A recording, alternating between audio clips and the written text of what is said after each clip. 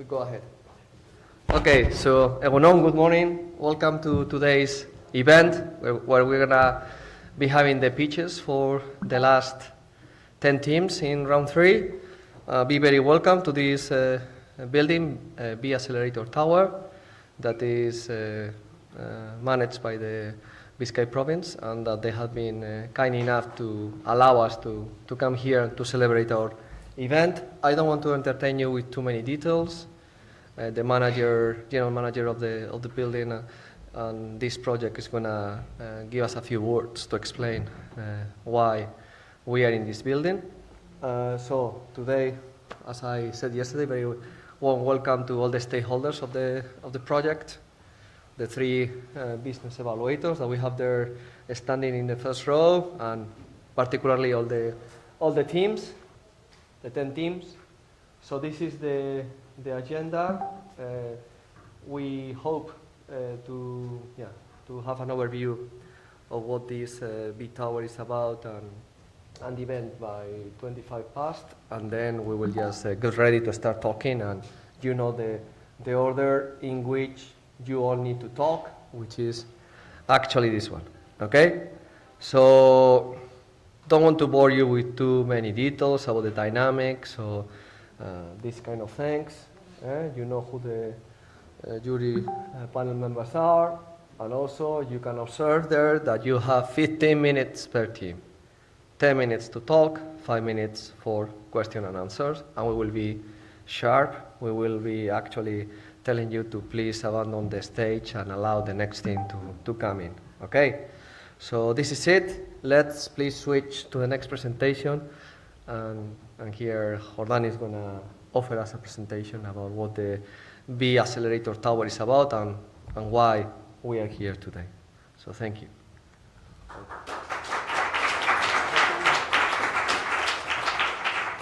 Hello everyone, and welcome to Bilbao. If it's your first time, please feel very heartwarmingly welcome.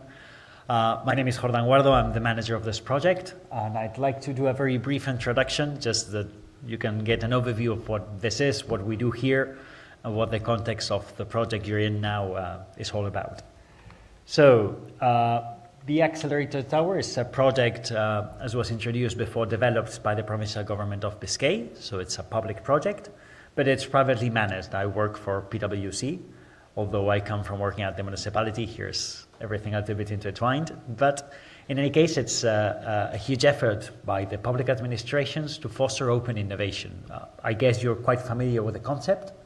So basically, it's combining the strengths of very different agents, the agents of very different nature, to have them collaborate and generate additional innovation and through this collaboration. So mostly what we do have here is startups. We have about 40, 50 startups here. Some of them indirectly through our partners, like the University of Deusto, which is today being part of this project. And we have large corporations. So we have about 50 corporates, mostly here represented by the research and development teams, in some cases by their M&A departments too. So what we try to do is understand very well what their needs are and try to connect them. That's what this is all about. It's about generating meaningful connections that make an impact and can produce new products, services that go to market. I said before this was a public project, but it's a project developed by the economic development agencies of the provincial government of Biscay, of the Basque government, and of the municipality of Bilbao to try to push innovation, but especially to push the economy. So aside from startups and corporates, which are kind of the main protagonists that we have here, we do have other agents. We have investors, from business angels to large VC funds. We have universities, because talent and research is critical, as you very well know. We do have research institutions, and we have the public administrations. We are quite peculiar here in Biscay and the Basque Country because we manage our own taxes, and that makes us a little bit special within the Spanish law and tax framework. And the municipality and especially the provincial government have a very strong focus on helping companies grow through tax grants, benefits, investments, so on and so forth. So as I was saying, we've managed to create a reasonably large and compact local ecosystem of innovators, but we've also connected abroad with other agents, which are, of course, quite innovative too. So innovation doesn't happen only here, as it's obvious from the people that are sitting in the room. And we try to connect the innovation challenges of our local corporates with the capabilities of innovators elsewhere. We do 2 or 3 times a year challenges with them, so we understand what their needs are, and we look for companies, research institutions, SMEs, whatever, that might be a fit for their needs. So I'll ask for the decks of you all, and we might find a match for you. Aside from that, we do have a strong sector focus, so it's true that we have quite so many corporates here, but we are pretty strong in some sectors, so we've tried to specialize. We are pretty strong in energy, we are pretty strong in manufacturing industry, mobility and logistics, and supporting industry. So we strive to push those sectors especially. Of course, their needs are infinite, so it's pretty easy to find someone that can really help them. Aside from that, this is the footprint that we have, not exhaustive, but you can see every kind of agent here. What we try to do is help everyone. We understand that all companies have innovation needs.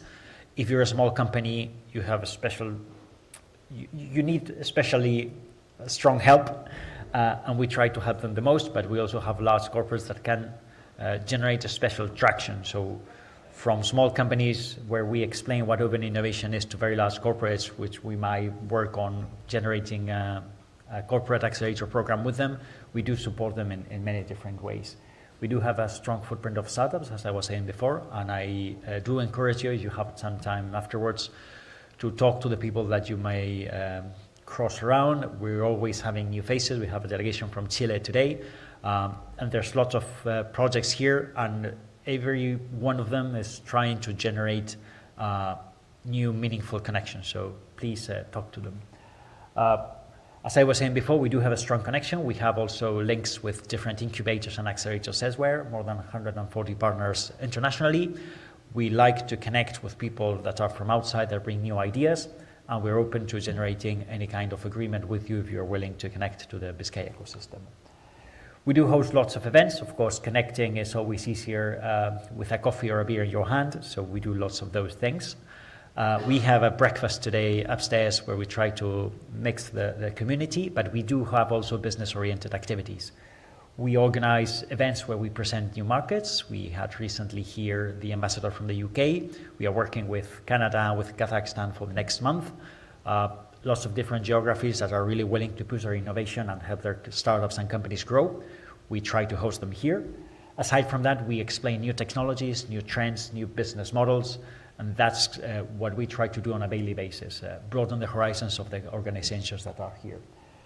We've done lots of things in the past. I'm not going to push this more, but in any case, just keep the idea that BX Tower is a very diverse center in the downtown Bilbao, where you can find startups, corporates, public administrations, investors, universities, and a very large toolkit of solutions to help you grow and connect locally with partners that are really willing to do things with you. Thank you very much.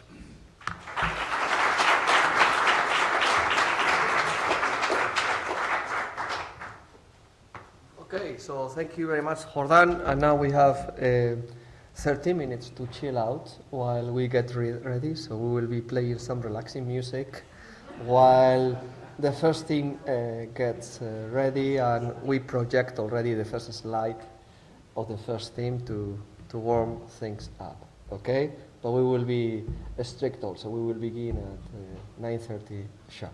So thank you.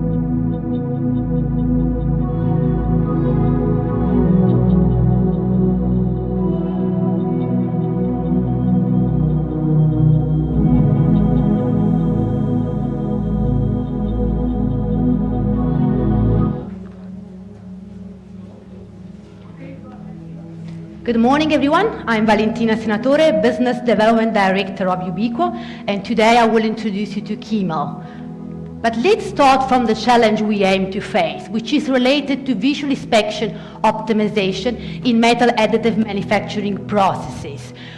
Metal additive manufacturing is a technology that is revolutionizing sectors like automotive, defense, healthcare, and on top of that, also aerospace.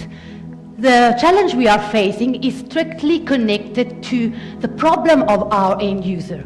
Our end user is a 3D printing process engineer working for service providers, AM service provider. He needs to, in his everyday job, he needs first to adapt the 3D CAD for the 3D printing machine according to the material he needs to print. And after that, before launching the job, he needs to set up the operating machine parameters.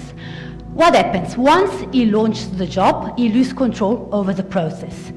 What that means in terms of issues for the company he works for, which is our customer.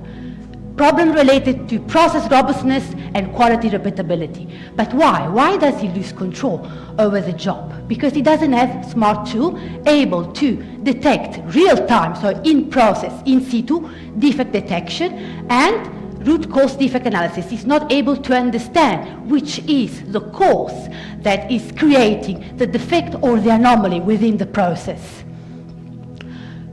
Usually, printing, 3D printing in metal, with metal technologies takes between 1 week and 3 weeks. This is a number that we need to take in mind because I will let you understand why it's so important. Now that we have understood the problem, we have focused our attention in finding a solution, which is converted in a data correlation analysis system made of two main features.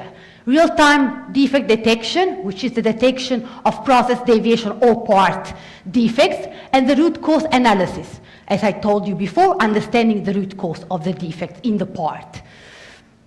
These kind of features, which are our main models in our architecture, give us several benefits. Technology benefit and business benefits. Let's focus on the business side, which is what is the core of our solution, of our business plan. We cut costs on the failed job. Imagine that this kind of technology is used to trial and error approach. That means that the process engineer, before ending up to a right job, a job that matches the requirement of the client, usually he fails two jobs. That means in cost, we have translated what this means in money. Of course, the cost of the job change a lot because it's strongly affected by material use. In this calculation, we have included pre-printing, material, post-processing, and the printing itself, of course. To achieve this number, we have taken into consideration the part provided by our data provider, which is a cylinder head of a Ducati motor.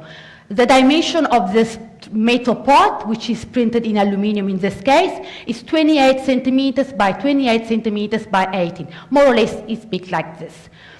To print a part of this dimension, you need 1 week. So the less time possible for this kind of technology. If you lose the job of this printing, you lose 32K. If it's in titanium, 46K. You see behind this calculation, beneath this calculation, another price range. We have discovered, interviewing our target customers, that there is a possibility of saving material if a job is lost. But one thing, you need very expensive machine, and you can save only 60% of that material. So of course the price decreases a little bit, but still it's a big amount of money. We have converted our solution into Keymo, which is our product, an in-process defect correlation tool made of three main phases.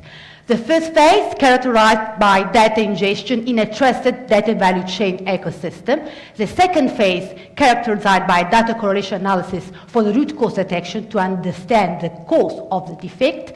And the third phase is characterized by the defect analysis report. So at the end of the process, the operator will have a report in which he will see the cause of the defect, if there is a defect in the job. We have worked around the value proposition of our product. KEMA is a quality inspection system for metal additive manufacturing processes that combine the analysis of final product images with 3D CAD design and operating machine parameters. But differently from competition, it identifies the root cause of defect and elaborates the data within a data trusted value chain. On top of that, which is very important, you will see it often in the competitive landscape, our solution is hardware and data agnostic. Let's move on to the market side related to the global additive manufacturing market.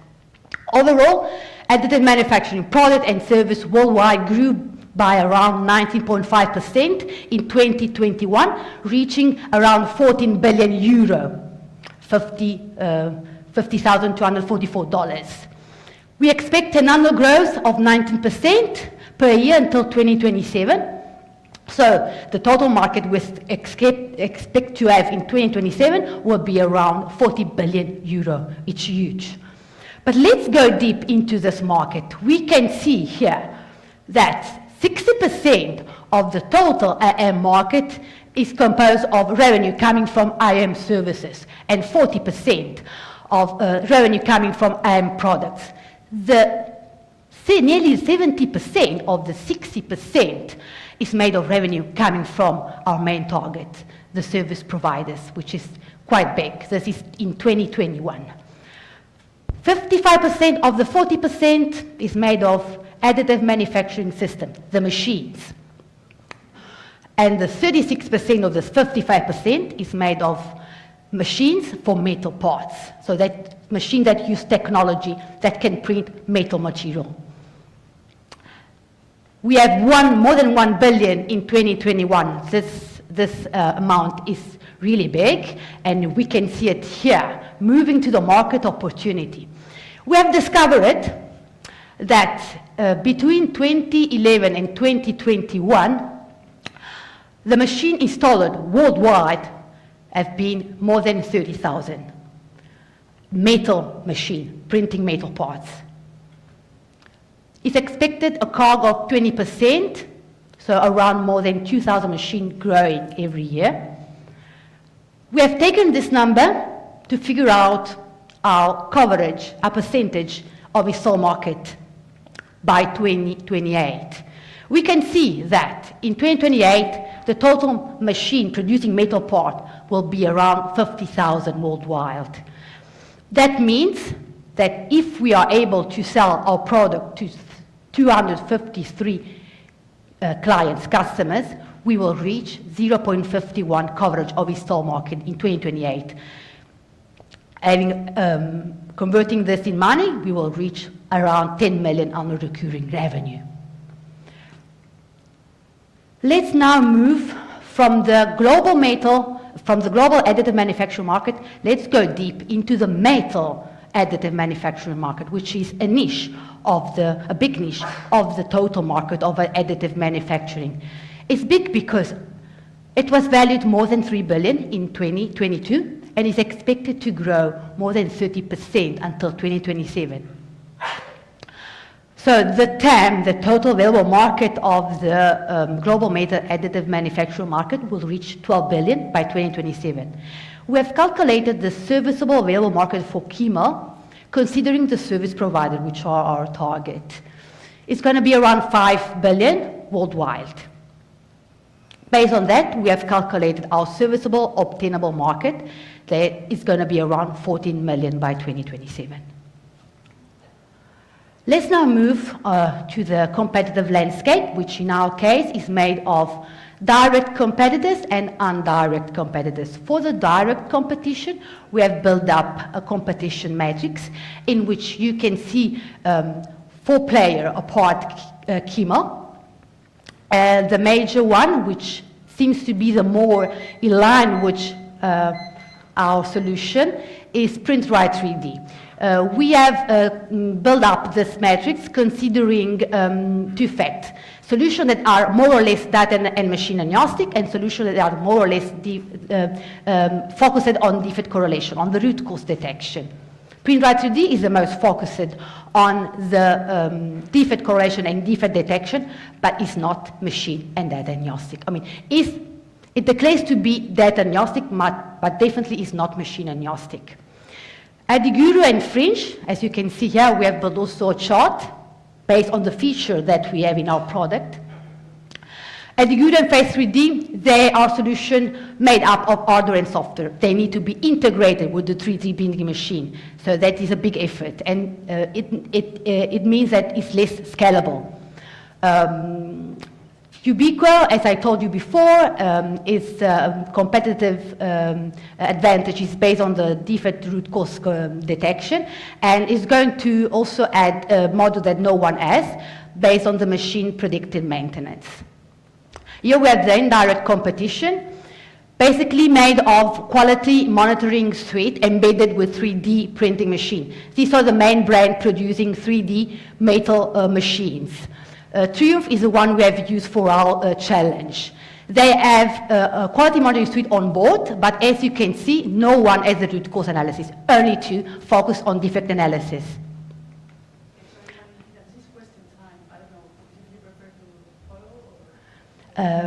Just 1 minute. The team is made of technology and business people. We have strengthened our business team with 2 professionals that are focused and expert of business planning. Our business model is a business-to-business model based on a subscription plan for industrial AM service providers. So between 10 and 100 industrial machines sold worldwide is the size of our target customers. The setup fee is per model, the subscription fee is per machine. Go-to-market strategy based on hiring a sales key person, experience of the solution, of the ecosystem in which we are, key partners network, and also marketing activities as demo, webinars, articles, and trade show, targeted trade show. We will reach break-even around month 37, so at the end of 3rd year, with an EBIT of more than 80%.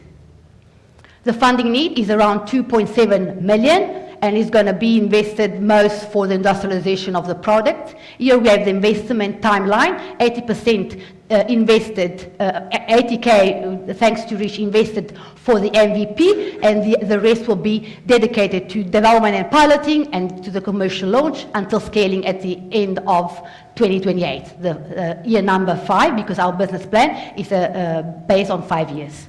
Thank you very much. Sorry for the time.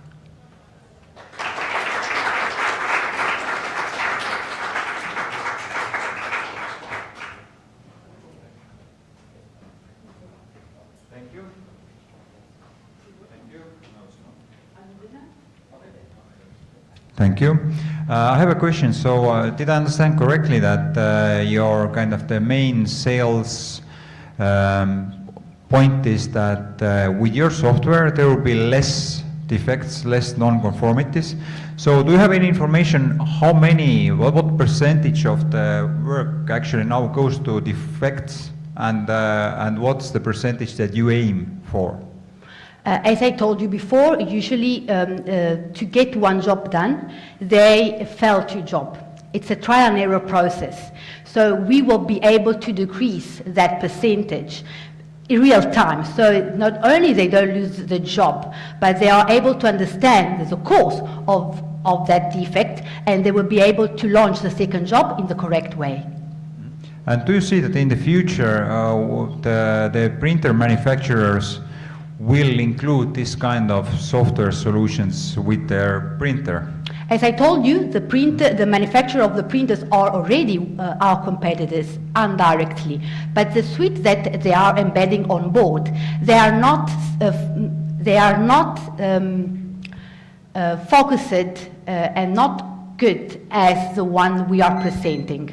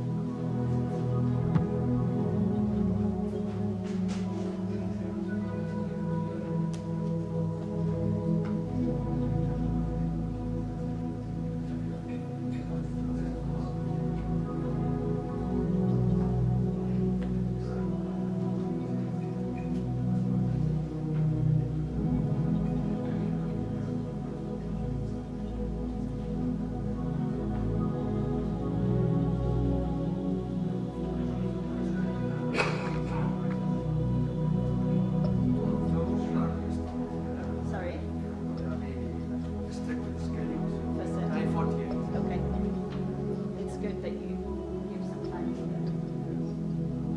Yeah.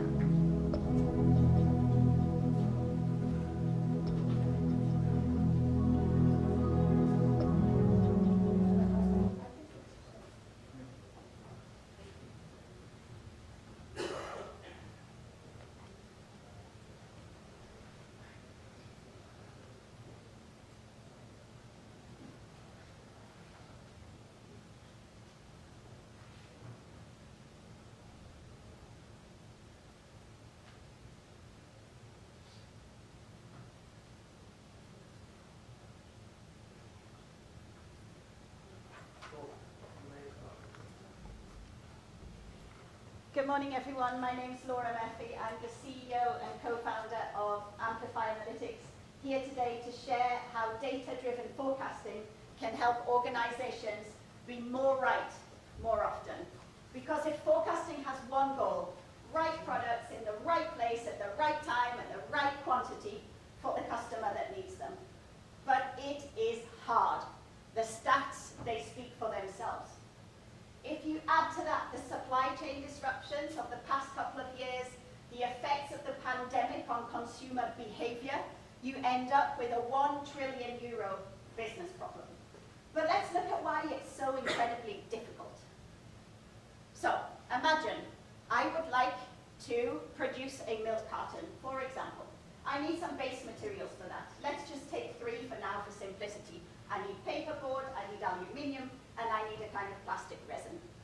These things arrive to me in many different shapes and forms. Some of them arrive daily, some whenever I can get them, some whenever they are available from the suppliers. But it's harder than that. So that's one forecasting problem. You have competition because if I want paperboard, so does Amazon, and they have big buying power. You have consumer trends. People are moving to different kinds of buying. Plastic is out, paper is in. I have more competition for my paperboard. I'm up to 3 different forecasting problems.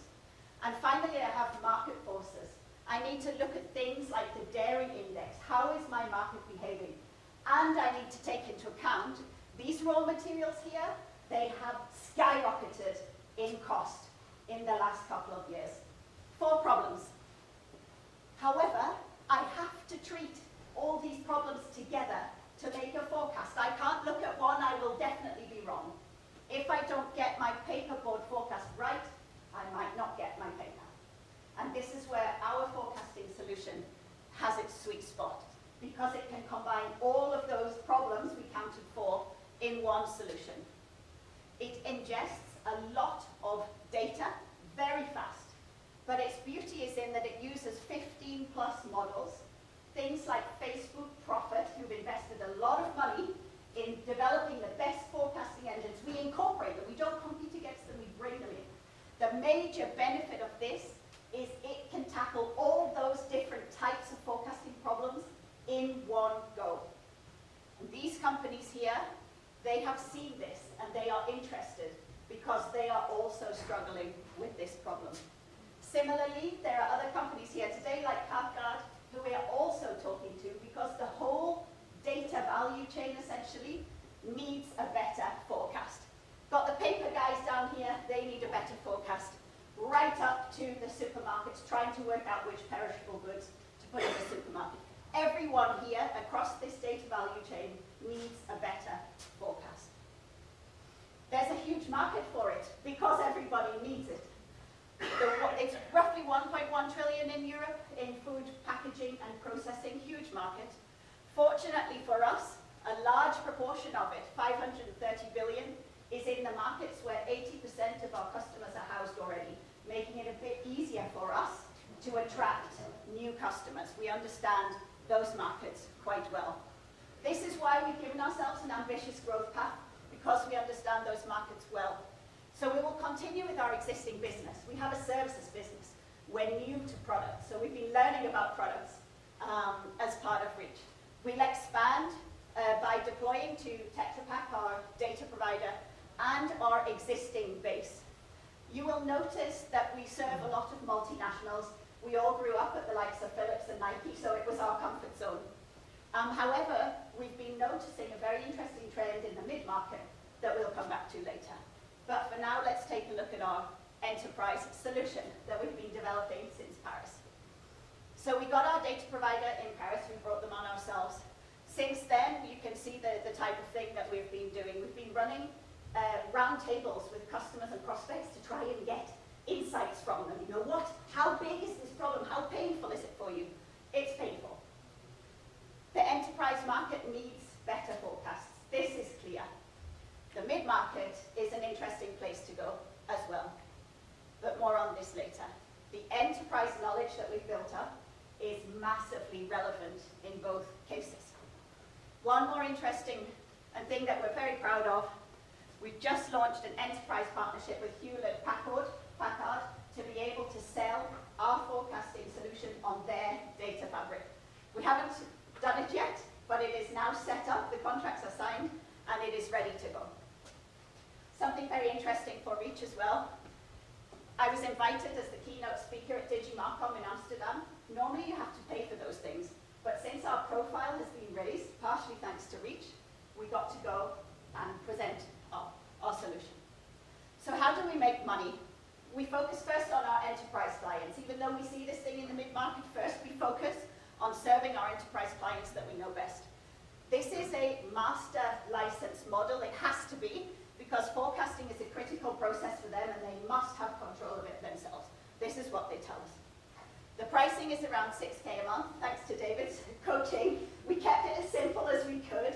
The things that you can actually prove are valuable to them, and we don't try and calculate like the advances in working capital. Too complicated. Stick with this for now. You never know. In the future, we might be able to make it easier, make it more sophisticated. But ease is something we're really sticking to. I can maybe talk about more of this in the questions, but I just want to pull out this here. Easy to calculate pricing is a big deal for them. This particular big tech stack here, you pay per data point predicted. How many did I predict? I don't know. How do I give my CFO a budget to say I need this much for forecasting if I pay per data point? It's very hard to understand. As I said, I can talk about more in the questions. We're strong at attracting and retaining customers. We've got 30 in our services business. We're just launching our product business now. They tend to stay with us, and we try our best to use these virtual roundtables that I mentioned earlier to generate referrals and as input into marketing campaigns. We've had our stuff published 4 times in the last 18 months as well. I'm most proud of this amazing team that we have to make it happen.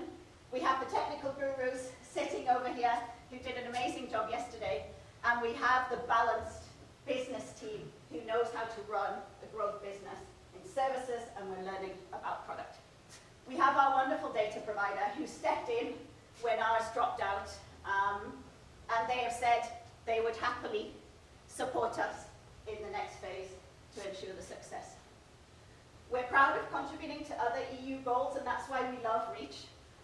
One of the ones we're most proud of is this reversal of the brain drain. So we created 29 really interesting, exciting jobs in Bulgaria. You don't have to work in London or Frankfurt anymore. If you're Bulgarian and you want to live at home, you can come and work at Amplify. And that is something that we're really proud of. You can see the other stats here. One of our most successful people, a growth strategist, is actually a grandmother. So we have old to young. What's next for us? We really want to go into Evolve. We need to start creating relationships and nurturing relationships with investors. This is new for us, so we need a bit of a learning ramp-up time. We're going already to the Web Summit, and we want to go to Slush. We want to build out this partnership. We need to learn how to develop relationships with investors so that once our product is a product for the enterprise market, we can potentially test out what I think it's your colleague Anu. She challenged us with this. There is a big mid-market potential. Are you guys ready to go for it? And with Evolve, we think that we can. So in summary, we think, as you can see, we're full of energy. We came here with 5 people. We're determined to get the maximum out of Reach, and we've been helped wonderfully by all of you, so thank you very much for this. We already know how to run a business and make money, but we're new in the product world, And this is why we need Evolve to enable us to make this step, to go past this inflection point and scale our business for the future. With more of the wonderful support, encouragement, practical advice that we've been given, we're sure that we can do as well in product, if not even more, than we have until now at Amplify. Thank you very much for listening.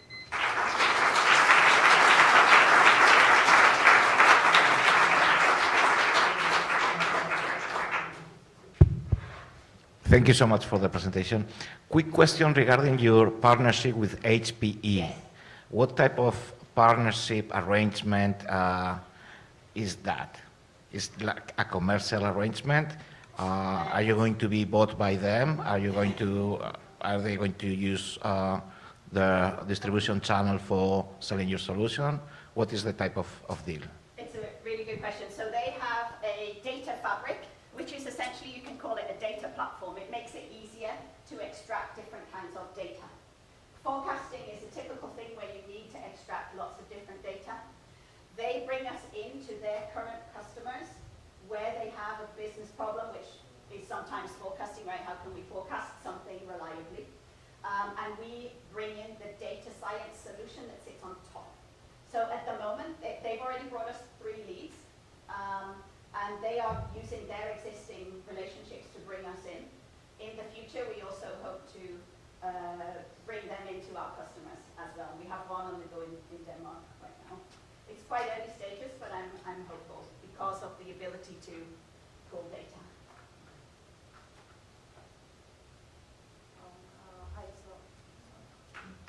So I'll ask a quick question maybe. So maybe you can elaborate a bit on the accuracy of your solution compared to the competitors, and maybe how you see yourself improving, and what's a really good threshold which is solving a lot of like costly problems. Yeah, it's a great question. So public data will give you very much an average, about average 65% accuracy, something like this. Our clients today tell us that they are around the 60 to 70, depending on the sort of complexity of the problem.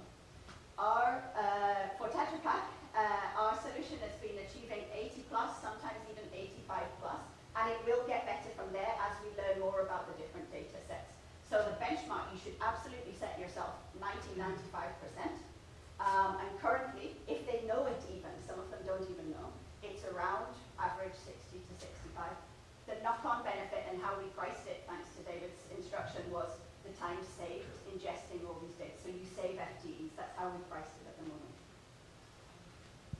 moment. What kind of data you need from your customers in order to provide valuable service, and how do you plan to automate that so that you wouldn't kind of fall back to the service thing? Yeah, it's very tempting to fall back to the service because that's our DNA. We've taken a definite step away from it, and actually in our demo model that your technical colleagues saw yesterday, you can already see the data being ingested in an automated fashion. Around your question around the types, we work together with them to work out what is the most sensible set. Because we have done this a few times as a service. They are one organization. So typically the usual stuff, historical data on all of the materials you already have. You take commodity data, something like aluminium foil, you take metals data, you take the quota data, how much metal have we imported into the European Union as a whole so far, it's really important for the price. And you take things that represent the consumer, like the dairy index in this particular case. So you need a bunch, you can even take weather or seasonality, do something for fertilizers where weather becomes an important variable. So we usually spar with them first to say, what are you trying to really achieve from the forecast? And then we work together to sort of write down the wish list of data, and then we translate that into and what's going to be reasonable and available, and then we automate it with them.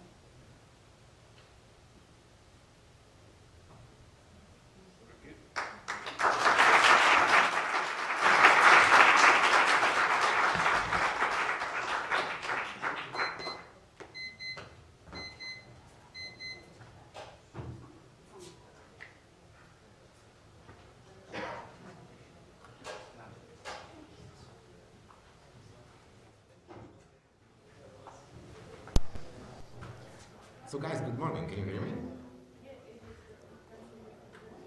I cannot. No. I cannot be silent.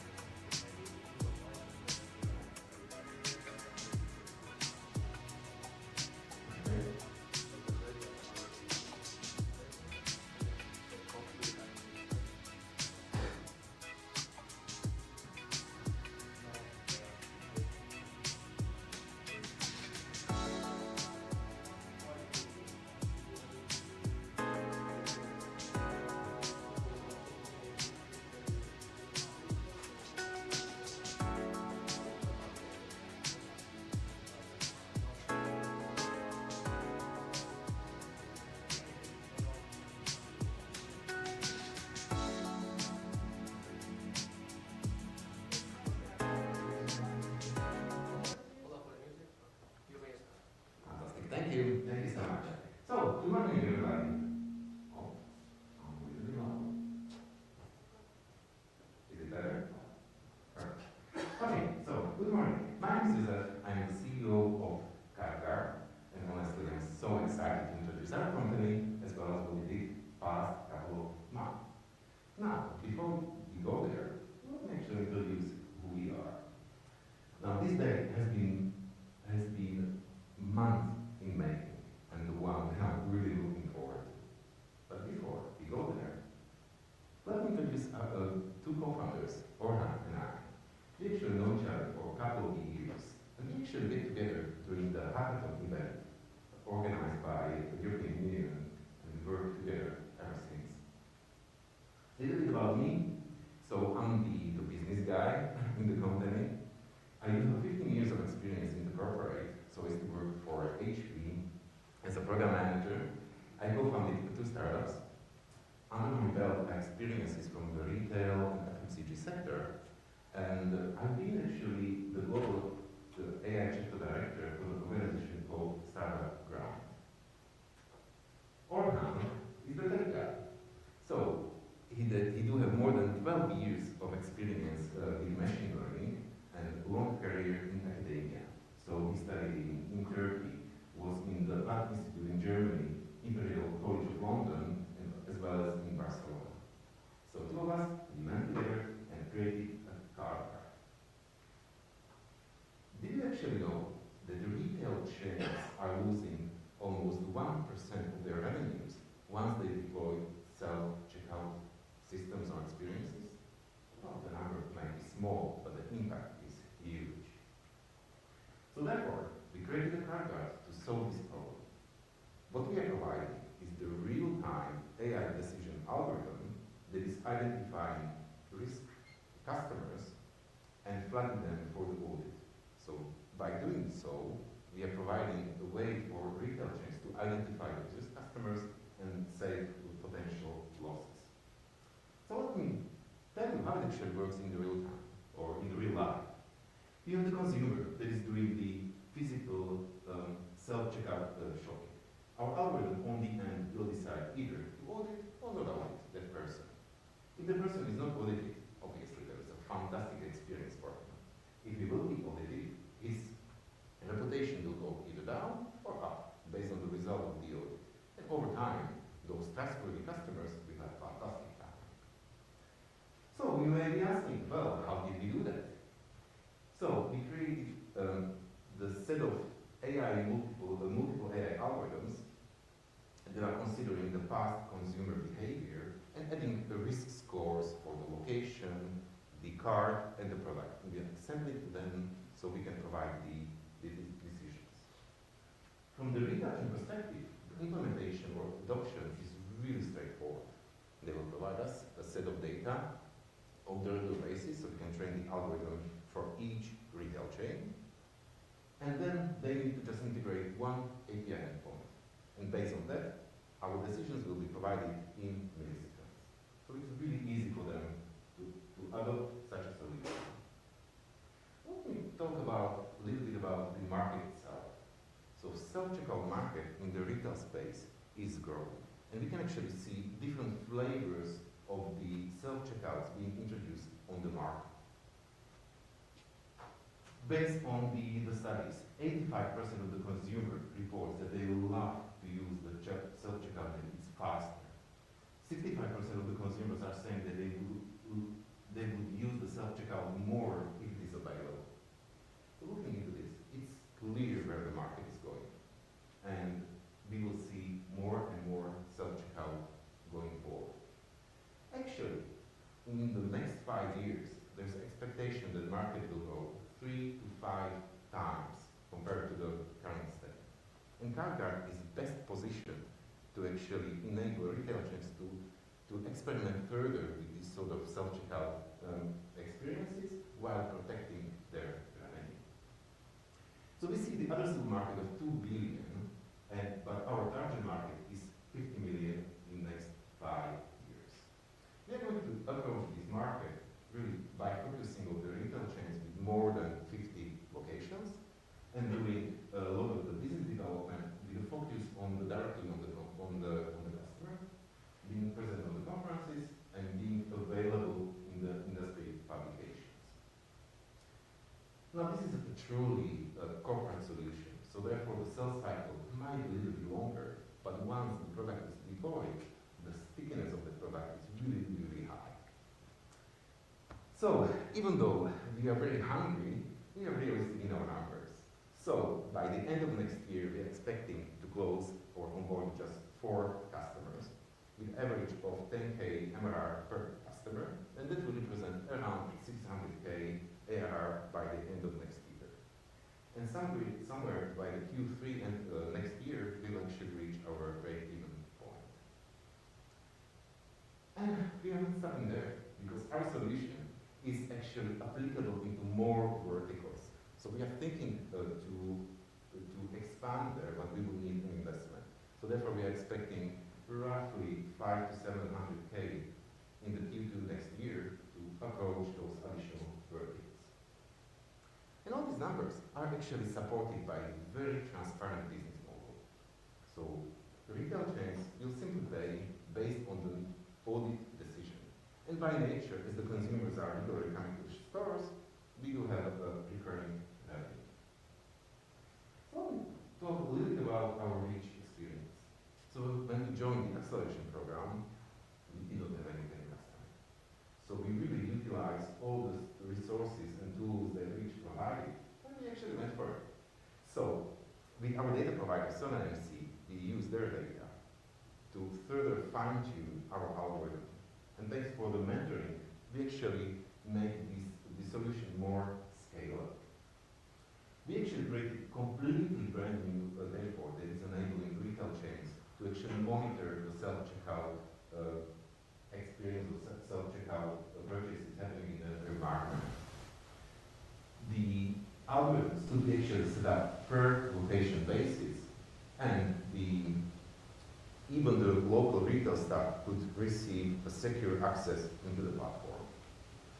And we tested the algorithm, we simulated the impact of our new solution by utilizing 500,000 records from the Sona MC, and based on the results, we are 4.4 times more effective compared to the existing solutions. So for us at CardGuard, it was really transformative to join the Reach incubator. So let me talk a little bit about the data value chain, because in our journey, we are not alone. We already have a partnership with Plasmatic and Ohimatica, and these are the startups from the Explore phase. And as Lara said, we added the agreement with the Amplify Analytics integrated sales forecasting algorithm into our solution that will make them even more precise. So this is the Reach data value chain at its best. So we have a small but really agile team of 5 people, so part of me and Orhan. We have Petar, Braniva and Ada, and all of us are working tirelessly to deliver the product as perfect as possible for the customers. So, just to recap, we have the clear focus, we have the product ready, we are prepared for the rollout. So now guys, it's your turn. We might be the youngest startup here in the room, and the support from the Reach, from the final event, and being able to promote our company to the world-class investors in Finland will matter a lot. Actually, we bootstrapped our startup from zero to with our current experiment phase that went really well. So guys, if you select us, we could be a poster child of the whole program. Now, before I finish, I would like to thank you to Reach, really express our gratitude to Diego, Idoia, everybody, Joao, really supporting us in this journey. So thanks a lot, guys.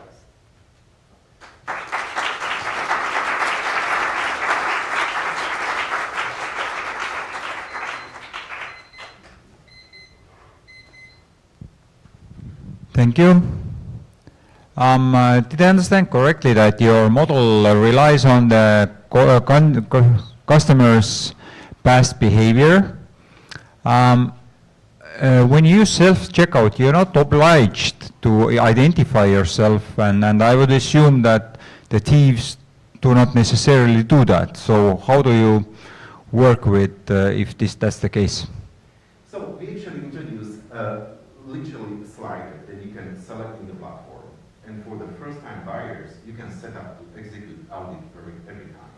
So our solution is based on the trust. So if there is no authentication, there is no trust.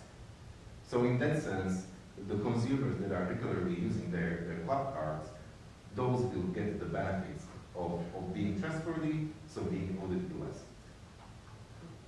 So if you are not identified, you will get audited nonetheless? It's up to actually the retail chain to decide how to implement the model, because we can use external sources like inputs from the cameras, for example, to reduce the level of risk. But you're absolutely correct. It's up to the customer to understand the willingness of the risk, how much they trust the first-time buyers that are going through the system. And how did you measure that your model is 4.4 times more effective than the existing ones? What's the math behind it? So, what we actually did, we simulate several million purchasing sessions. So just to give you a little bit of context, the current solution is random. The retail chains are literally just rolling the dice. And it's about 10 to 15% of the people are being stopped, but it's completely random.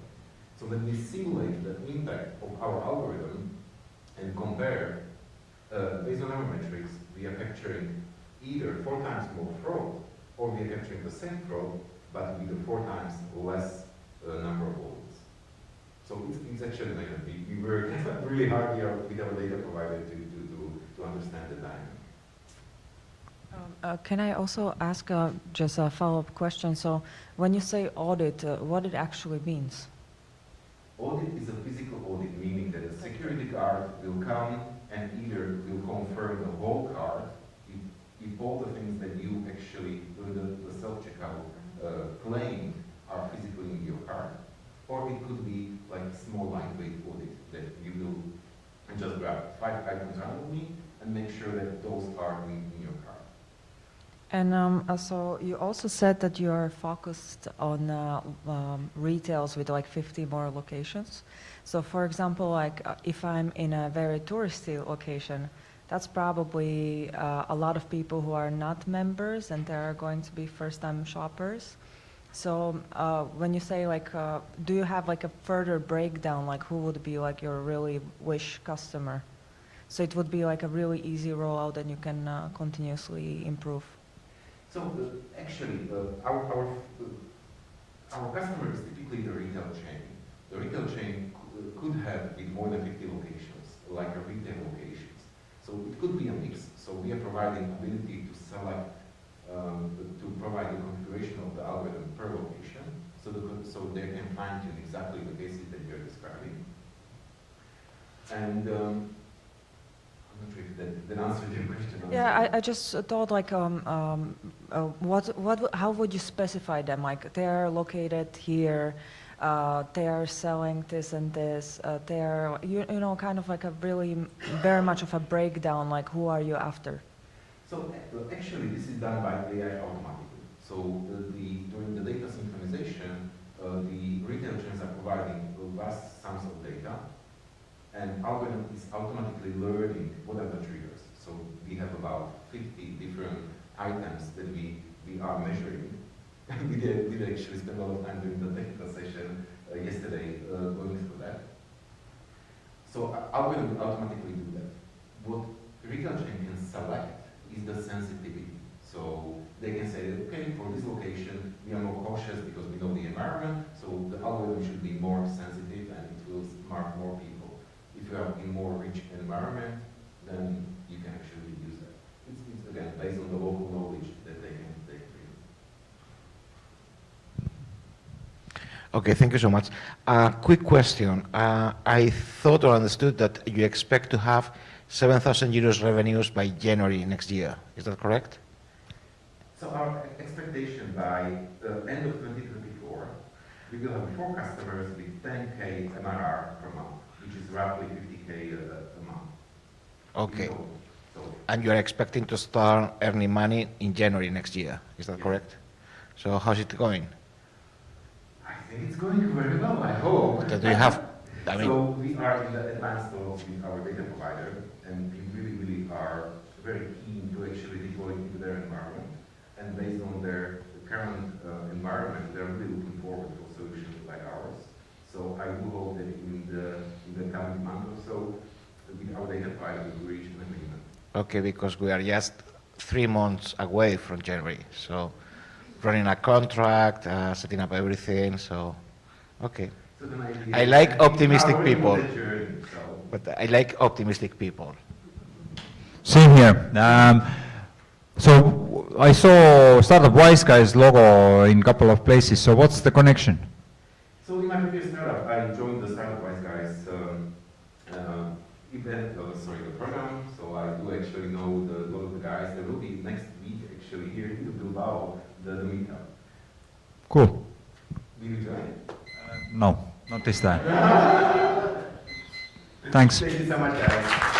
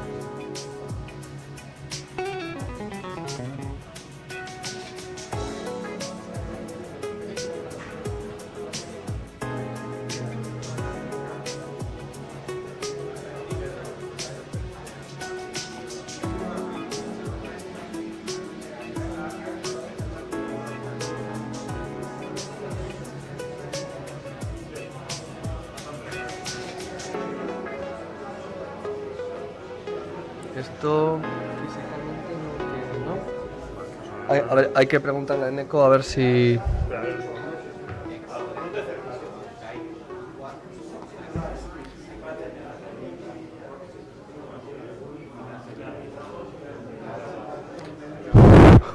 Hola, hola, hola. Este. Le voy a decir a Neko a ver si se puede quitar. Vale.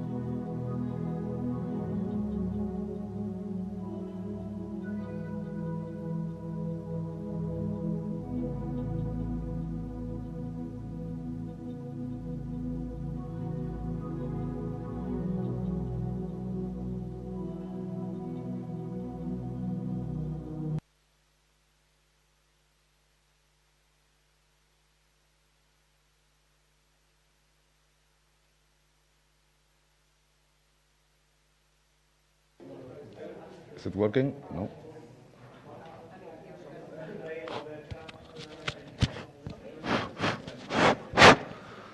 Can you hear me? Not very good, no? Yeah? Okay.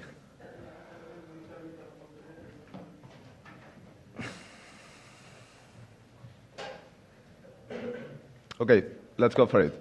So I'm Daniel Gonzalez, I'm COO of Quantum Match, and I'm here to present our project, Quantum Assisted Synthetic Data for Proxy Reconstruction in the Financial Industry.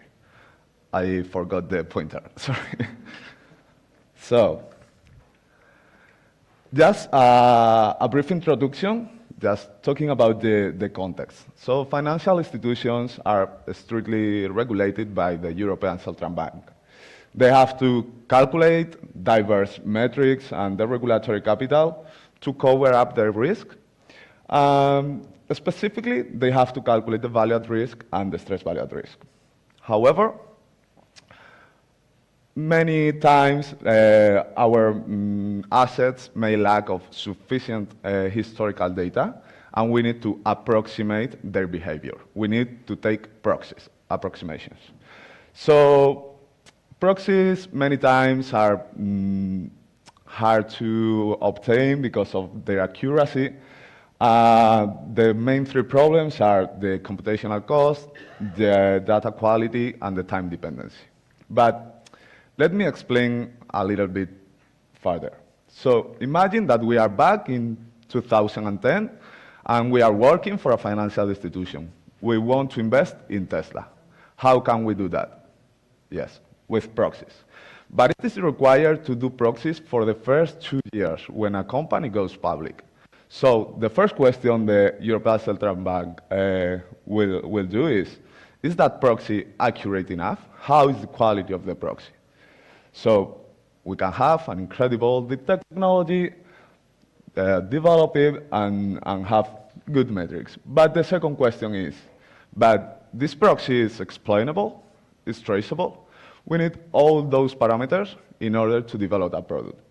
We are developing a groundbreaking approach that uses a vast universe of assets in order to get an accurate proxy and try to reconstruct the data series. So the solution specifications are clear. First of all, we need to use quantum computing in order to effectively do the asset selection. As you can see, our data provider gave us an asset data set of over 10,000 assets, which means more than 10 million correlations and more than 50 gigabytes. Then we need to make the solution explainable and use specific machine learning models to do the predictions. And of course, we need to integrate everything in an insightful platform. So where is the innovation here? We have three main pillars. First of all, we have the high-performance computing role. It's basically for two purposes: pre-processing and computation of financial metrics. Second, the quantum computing is for the effective asset selection, the optimization problem itself. And third, the machine learning. We need that the machine learning to be completely explainable and traceable. It's fundamental that the machine learning model is understandable for the regulator, in this case, the European Central Bank. So with those three pillars, we get higher accuracy and reliability of our investment decision making. So all that being said, what are the real benefits? It's only access to investment? No. We see here four perspectives. First, we have all the information about the behavior of financial instruments. We're working not only with equities, but also with bonds, repos, liquidities, etc. We obviously are able to obtain, to compute the financial metrics associated: the correlation, the volatility ratio, the value at risk, etc. And we, of course, secure the regulatory approval of the ECB. But finally, we also eliminate the cost of opportunity regarding the quantum adoption, a completely transformative technology. So, how can we translate that into business? What is the market opportunity? Is that scalable? Yes, it is. As I said to you, new public companies need to be proxied during the first 2 years. And the meaning of that is that we are enabling access to more than 2,000 new companies every year, which accounts for more than $500 billion. As you can see, the market capitalization of the new companies are 25 times the NASDAQ size. So we need to harness that opportunity, that potential, and we try to make some projections. How we did it? We did it in a very conservative manner or way. We took a couple of important assumptions. First, the penetration in portfolios for our clients would be 0.5%. Second, the financial institution commissions is only 2%. And third, we take the DP figures in order to take an average volume under management. So taking that into account and a subscription-based strategy, we see here our EBITDA projections. As you can see, during the first year and only with one client, we will take almost 1 million in EBITDA, remember, not revenue. And regarding the three scenarios we took, first one, the normal one, the regular one, with 6 clients, the pessimistic one with 2 clients, and the optimistic one with 11 clients, we'll get EBITDA ranging from 2 million to 12 million in 2028. So, how is the business model? The business model can be depicted simply with this diagram. As you can see, we're offering a quantum software as a service. But the good point is that we are encapsulating this new project in this platform. It's not the only product that we are developing, and it's not the only one that we are commercializing. So we can have 6 main strong points for this business model. As you can see, the monetization is very scalable, subscription-based, tiered regarding or according to the interests of the financial institution. Obviously, you can change to from subscription to commission. Then the licensing flexibility, as I said before, it's important to give the clients the opportunity to decide if they want to go only for equities or if they are also interested in bonds, liquidities, etc. The easy integration, we're offering the product on cloud, but also on premise, which is absolutely key for such a regulated companies. 4, we are planning strategic partnerships, for example, with Bloomberg. The possibility to increase our data set will make our product, our proxy reconstruction, even more accurate. The more assets you have, the more accurate your proxy is. And then the two most important, I would say, upselling services, new services, front-end services, and of course, cross-selling services with our other products. So, just to finish, that time's almost up, I want to give a couple of ideas here. First, customer acquisition pipeline. We are very focused on data provider. We want to convert this client. After that, we will target current clients in order to benefit from cross-selling, because for us, it's absolutely crucial to increase the switching barriers for them and being consolidated as a fintech in the European industry. After that, we will have time to expand to new financial institutions. And regarding the go-to-market strategies, I just like to highlight or remark those two. First, we are going to provide free trials, and of course, we will carry out inbound marketing in order to soften the onboarding process. And also, we will seek for support that is absolutely key by proposing win-win strategies with our quantum hardware providers. They're big techs. There are companies such as IBM, such as Fujitsu, and they will reinforce our commercial power. And of course, they're super keen on trying to commercialize as a free party. So let me finish.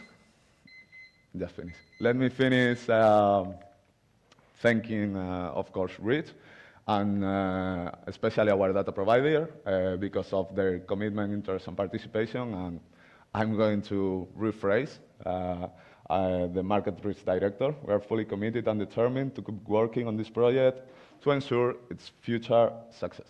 Thank you.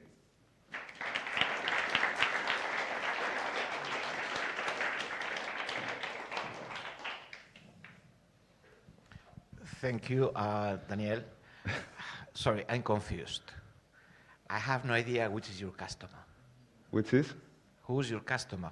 A bank, a financial institution. It can be a bank, it can be an asset management firm, like it can be a hedge fund. Okay, so many of Financial these- institution, Oh, but okay. the Good. main target, because it's the more accessible, are banks. Okay, We are already working with banks. understood.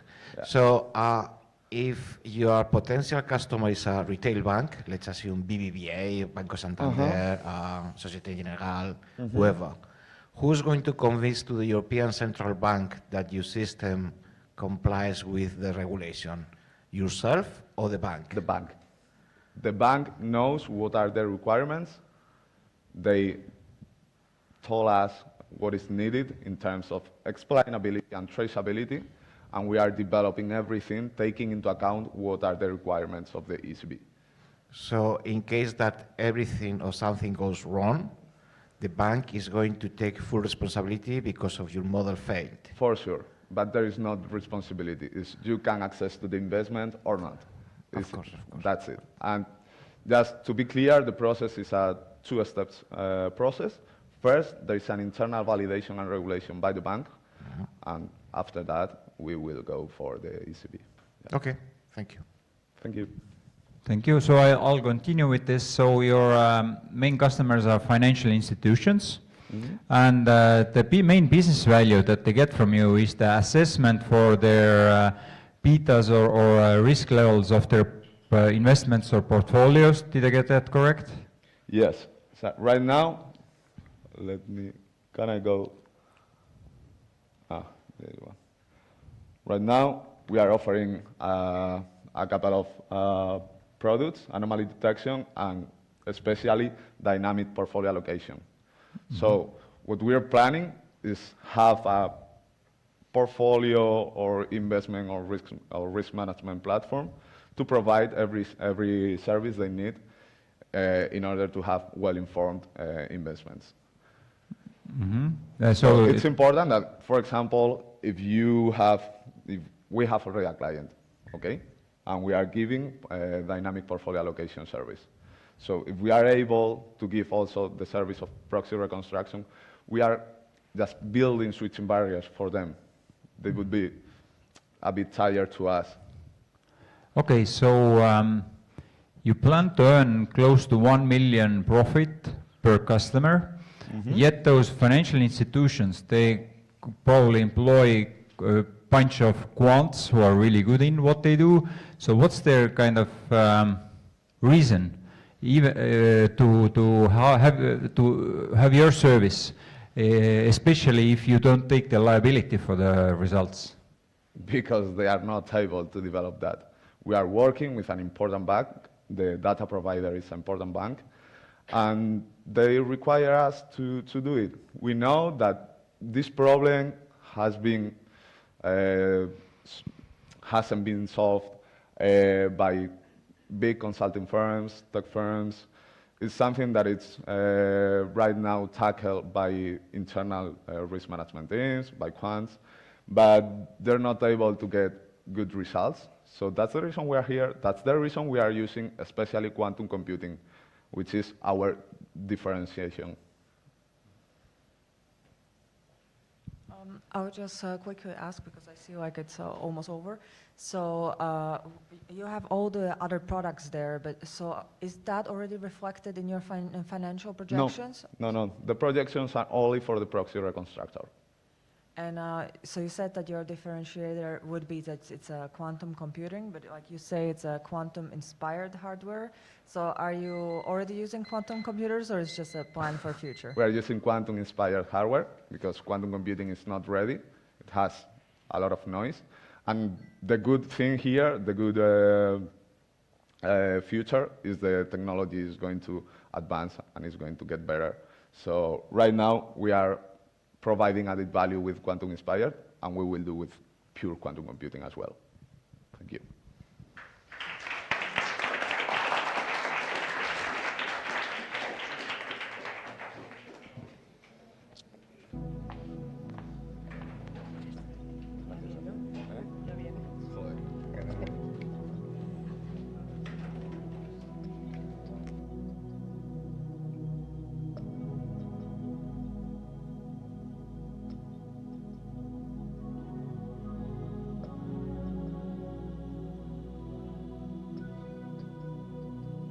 Okay, great.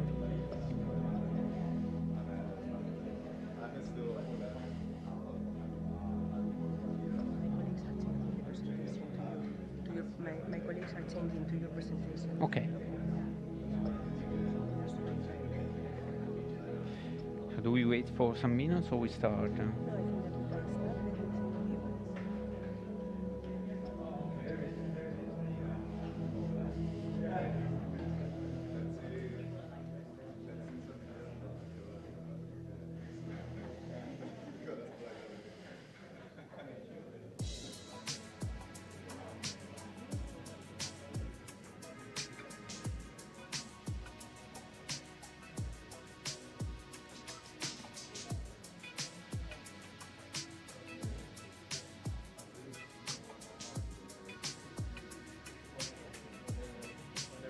Yeah? Good morning. My name is Marcello Petit. I'm one of the co-founders of Amigo, and I'm here to present a solution for forecasting power energy. Well, you know, I spent a lot of time trying to think what would be the perfect feature for today. After 5 months from Paris, it was quite an hard job, and I sat down and starting to think to the standard business pitch, then the lines start to be blurring and appear to me the image of these glamorized and patinated slides. And I decided that maybe it's not the best way to do that. And in any way, I think I deserve, and if I were to start with a standard business pitch, I would start stating the problem. And the problem here is quite well known. We have renewable energy, but renewable energy depends by the weather. And if you are able to predict very good the weather, we can predict the amount of energy that is available in wind or in power. And having a bad prediction, it costs a lot of money. A lot of money for the people who has the power plant, the normal people, the citizen, and also the traders, the people that trade energy. And this costs a lot of money. And of course, I would move in the normal and standard business pitch to the solution, to our solution. And of course, our solution is the perfect one. It's the perfect one that could solve this problem. Well, we tested. We have our data provider. We met the KPI. It was quite well. It's a completely new approach using different data set, a different AI algorithm. It's based on new science, and it was very, very well. And after that, I have to demonstrate that we are the only one in the market with a perfect product. And then I would start with a competition slide, in which, of course, you have different columns. In each column, you have some things that your software can do, and the most important things that you expect that we are able to tick all the columns with a positive sign, because we are able, and we provide a very good software. Of course, how many columns are hidden behind this slide? We don't know. And where we fail in providing something, it's something that usually no one shows during a pitch. And then I want to start to increase your appetite in investing in us. And I would have to provide the market slide, in which all the concentric sphere of the market are present. And of course, the market is huge.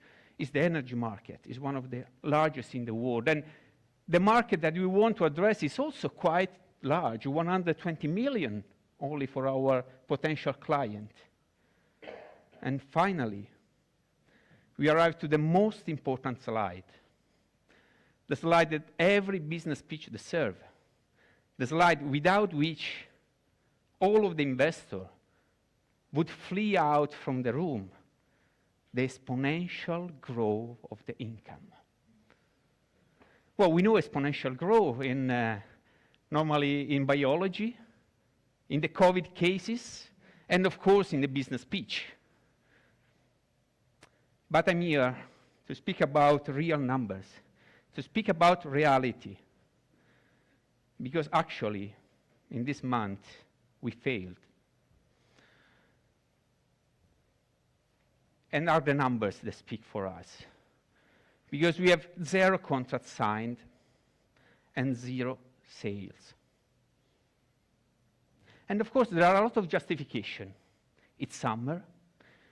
Well, you know, in August, people doesn't work. You start to speak with potential customers, and then they say, yes, let's continue in September. Then September arrives, and then they are overwhelmed by other things, and they can't answer to your phone. Then we have only 5 months, and we have to finish our product. So there is not so much time to speak with customers. And there are a lot of other justification, but the reality is different. We are 0 contract and 0 sales. But in this dark moment, maybe we can switch on a candlelight and try to understand that in these 5 months, we worked a lot. And we had the opportunity to meet not 1, but 2 potential investors, completely different, one large and one a bit smaller, with different goals, with different amount of money, and we are still discussing internally to accept or not this kind of investment. We also had the opportunity to start to speak with 2 potential customers in Italy, one of the largest energy producers and one local producer in southern Italy. And this was very, very important. But the most important goal that we reached was the collaboration with one of the startups here in Reach, the Omega Lambda. They are working on energy consumption forecast. We work on energy generation forecast, and we started to discuss a lot how we can work together for doing something innovative. And a lot of discussion, a lot of paper exchange, and the idea is that probably in 2024 we could come out with a new idea, a new product, using our strength and going on. But as I promised to you, I want to stay on the number And spoiler, I'm not going to show you any exponential growth. Doing our business analysis, we arrive to what we call the more than linear growth. And of course, the first 2 years of our business show negative numbers. We need money for Penguin, and we're working for it. But after a while, in 2025, when clients start to come, energy producers and smaller energy producers, we could grow linearly, and at the end, our flow cash for investment will reach more than 6 million, about 7 million, and this is the real number. And now, in the next months, we are going to participate in 2 network events because are very, very important. See new customers, see new potential investors, and we will participate in Italy at the Festival of Meteorologia, and will be present in Valencia, the European Big Data Value Forum. And this is not a story of people spending the entire night delivering a product. This is more a saga of people dedicated and devoted to an idea, working together with different background, try to overcome the problems.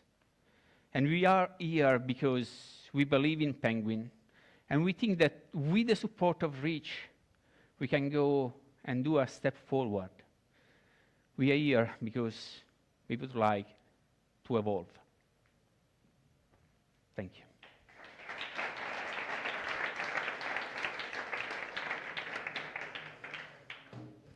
I guess I'll start. Thank you for the presentation. So you said that it's a large problem, but maybe if you could provide some quantification of the actual problem, so how costly the problem actually is. Okay. The big issue is here. When you are an energy provider, and 24 hours in advance, you have to state how much energy you can provide to the network. And if you fail in providing this information, you have to pay a fee. And we estimated that this fee is quite large.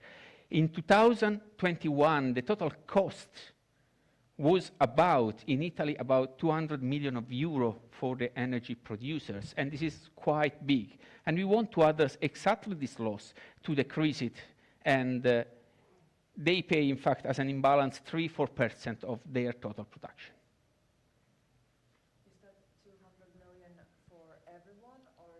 No, in total for the entire year, for the entire Italy, for the entire renewable energy market. So what makes you think, let's start with this, that commercial climate models is nothing new. They have been around for tens of years already. There are companies such as AccuWeather in US who have like hundreds, maybe thousands people working on those models. What makes you think that your startup will be able to create better model than they do? Yeah, we are not creating better climate model. We rely on the existing climate model from the European Union and also from US. What we are going to do is to interpret the data. And this is what we are doing very well. We are climatologists, well-renowned at also a global level, and we creating an approach that is completely different from the other one. We work, for example, in starting from forecasting the week, the day, the hour, and the 15 minutes and so on. And this is a new approach based on physics and the knowledge that we have. And running a climate model is almost impossible for us, but using standard model, it's also an insurance for the people that receive the data from us. We use the state-of-the-art models available, and the EU provided for free all this data for commercial use, and this is a great possibility for us. That's a good answer, and I think a good way to approach the business. So you focus more on the business layer between the climate model and the customer needing the data. Exactly. Very good. Hi. Why do you think that you are talking to a very big potential customer and also to a small potential customer? At the same time, you are talking to a big, large investment fund and also to a small venture capital. Why do you have this type of dichotomy? Yeah. Well, from commercial point of view, if we speak only to big commercial customers, to big energy funds and producers, the number of customers is not so high. We have to consider that in Italy, almost 35% of the energy is produced by medium and small energy producers. The rest is the big one. There is also the Spanish Ideola, there is Enel, so and so on. So it's very crucial, if we want to establish very well, to also target the market of small and medium producers. Otherwise, the risk to go only for the big one, it's too high. And if you lose one client, you lose too much. But starting small and going higher could be a very good approach because you have a solid base for that. Regarding the investment, this is another point. We are discussing a lot. We have two kinds of investors that speaking to us, one quite big and one smaller. And this is the philosophy that we want to decide to take. If we want to continue in a smaller approach and have the control of our business, probably one solution is better, the small one. The other one would be a really big change for the life of all the people involved. And only if we are all together agree on that, we are going to move with a bigger investment. So you decided to go big. We are not decided yet. And what are you going to decide? Tell us. No, it's really a tough discussion. It's taking a lot of time internally with all the people involved, but also the people that work with us. And there are pros and cons in both the cases. And yes, the bigger one is for sure very, very attractive. So it could be that the investment decision could create a crisis in the company, and half of the people leave. No, we are. We decided to decide all together, and we try to be all together in one direction. Okay, thank you.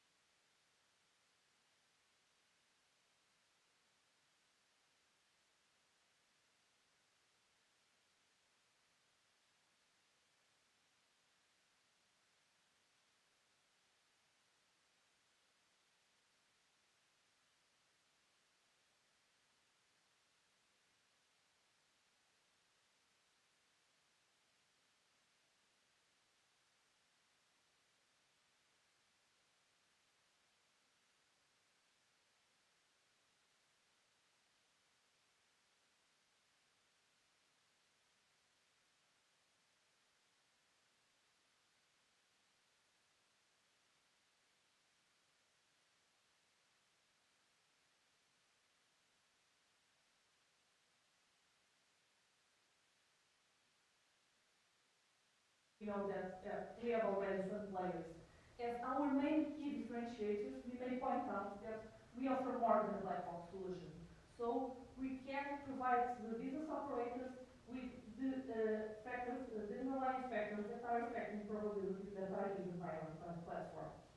Also, we are having large companies, so they are very large and complex environments, and we have the capability and the experience to work with these kinds of customers and to customize our products according to these to their needs. And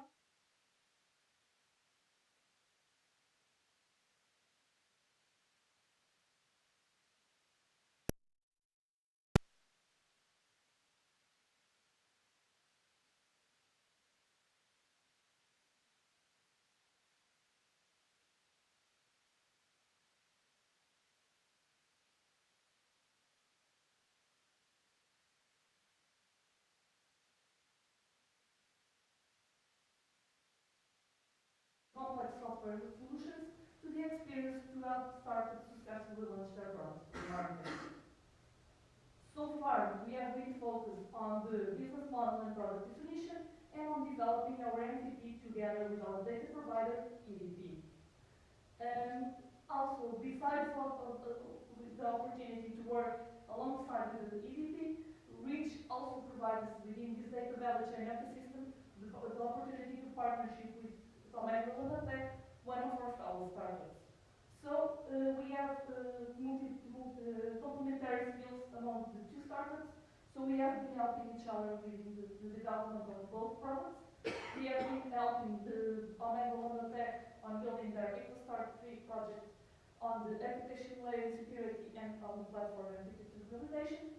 And we have received support also on the data layer security and on data model validation. And we are also in negotiations for After Reach to create a joint product development and to benefit from synergies from both companies, both on commercial and on the technical side.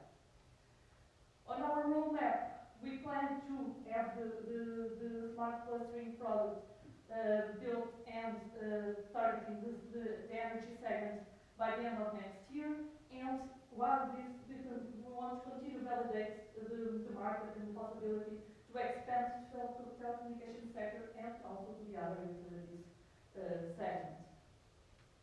So to summarize, as next steps, we want to present this EDP, continue to present this project internally to EDP and continue with the negotiations to work with them for After Reach. We want to continue to validate our business model and the possibility to expand to different segments and to take this product successfully to the market. I'm available for your questions. Thank you.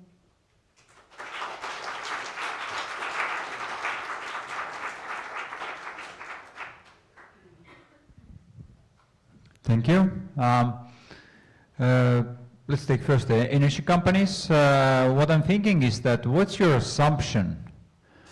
What kind of customer behavior would be an indication of churn coming? Because what I think is that with the energy consumption, it's you need to consume. It's difficult for me to imagine the customer behavioral changes that would indicate that they would churn.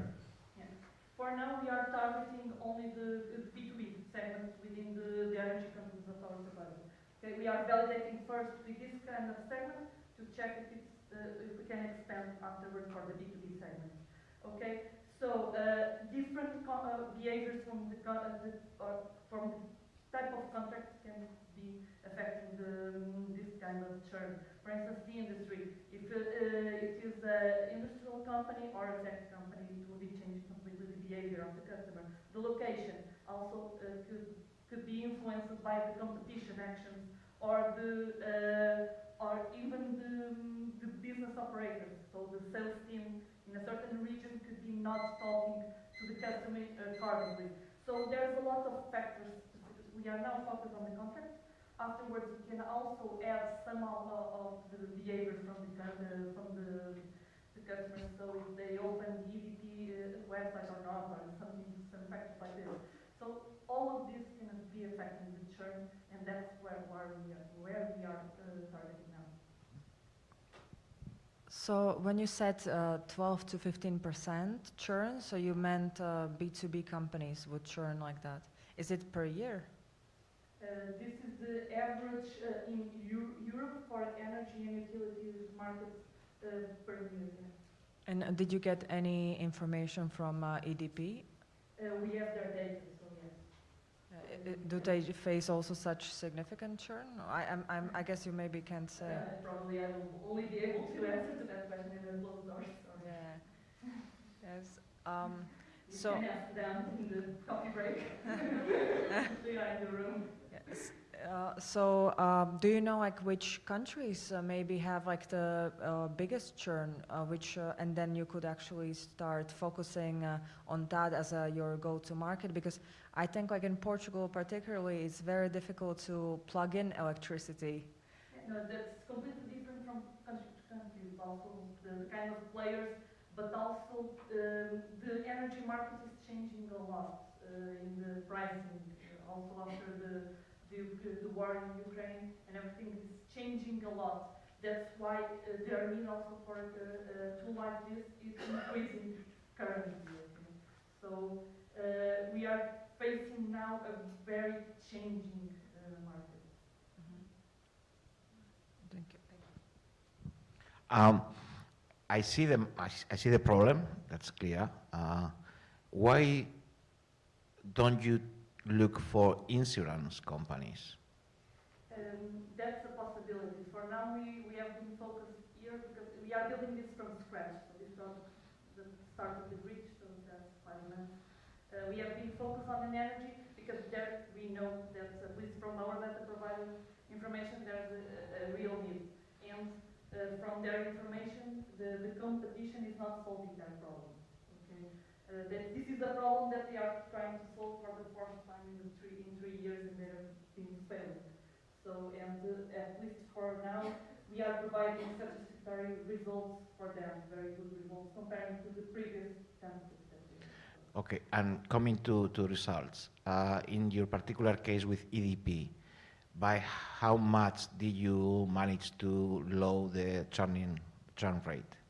We are not there yet, okay. But we have the models where we know that we are being able to predict 68% of churn, when the churn is the churn, so they are very active with this number. And also we are only getting 8% of cases where we say that is not churn and this is a churn.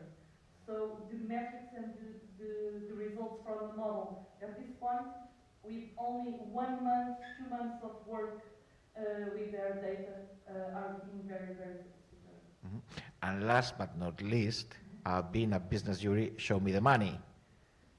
The numbers about the company. For now, we have cash flow on the company, so we are bootstrapping. We are more focused on trying to validate the product, and that is a real need for now.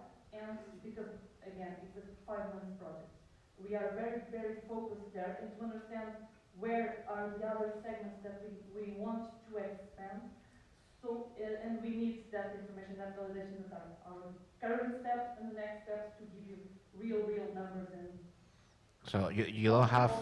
I have some, Mm-hmm. but we believe that this needs work to be shown and to be provided. But we have built the business plan, we know the numbers, assuming that we'll be working on the energy and telecommunication segments. Okay, with that assumption, we know that during the first year of commercialization, we can have the revenue around 300K to 600K, and that will need around 3 years to the break-even point.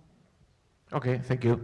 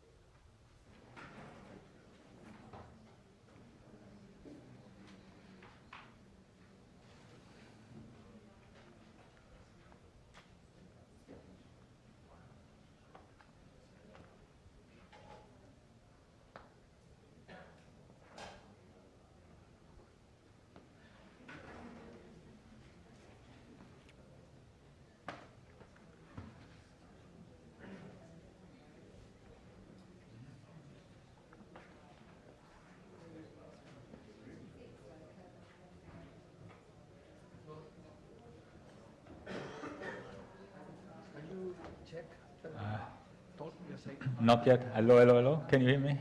It's working, yeah. It's not my... Diego?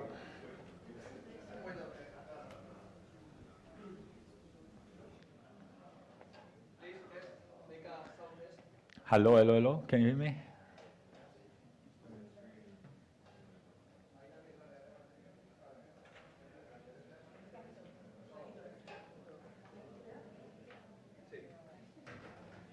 Okay, you may start. No, this is the grammar presentation.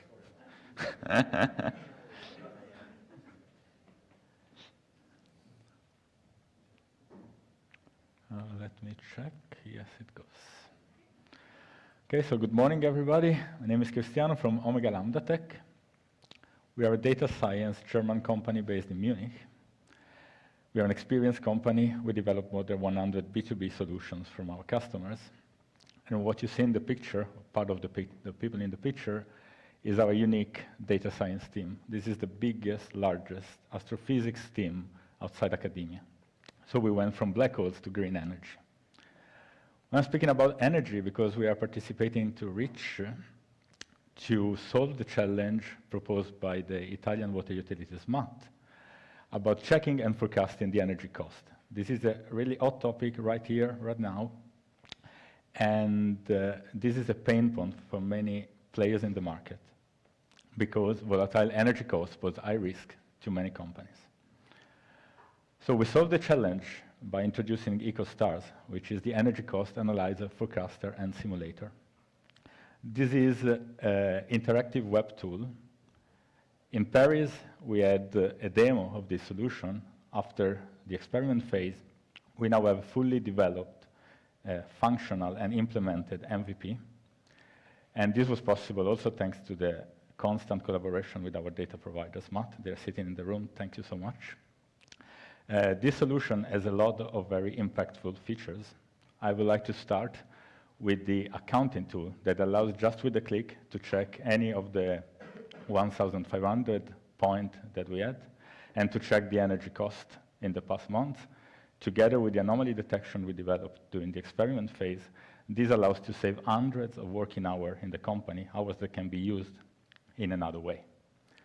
Then we have the forecasting tool.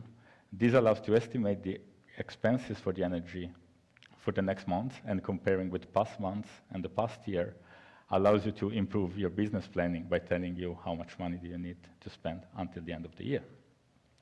And finally, our USP, which is our scenario simulator with a particular focus on high-risk scenarios. This is a tool that allows the user to define a specific market scenario and estimate the liquidity buffer that is needed to cover this scenario. This allows also to free some money that you might have in the cash and you don't need to cover the risk case scenario, and invest this money for innovation, for example, by increasing the efficiency or installing self-production. And then you can also use the scenario simulator to evaluate the impact of this investment on your business. This is obviously a lot of added value into a single solution, and for this reason, this is going to be appreciated by many different layers in the company.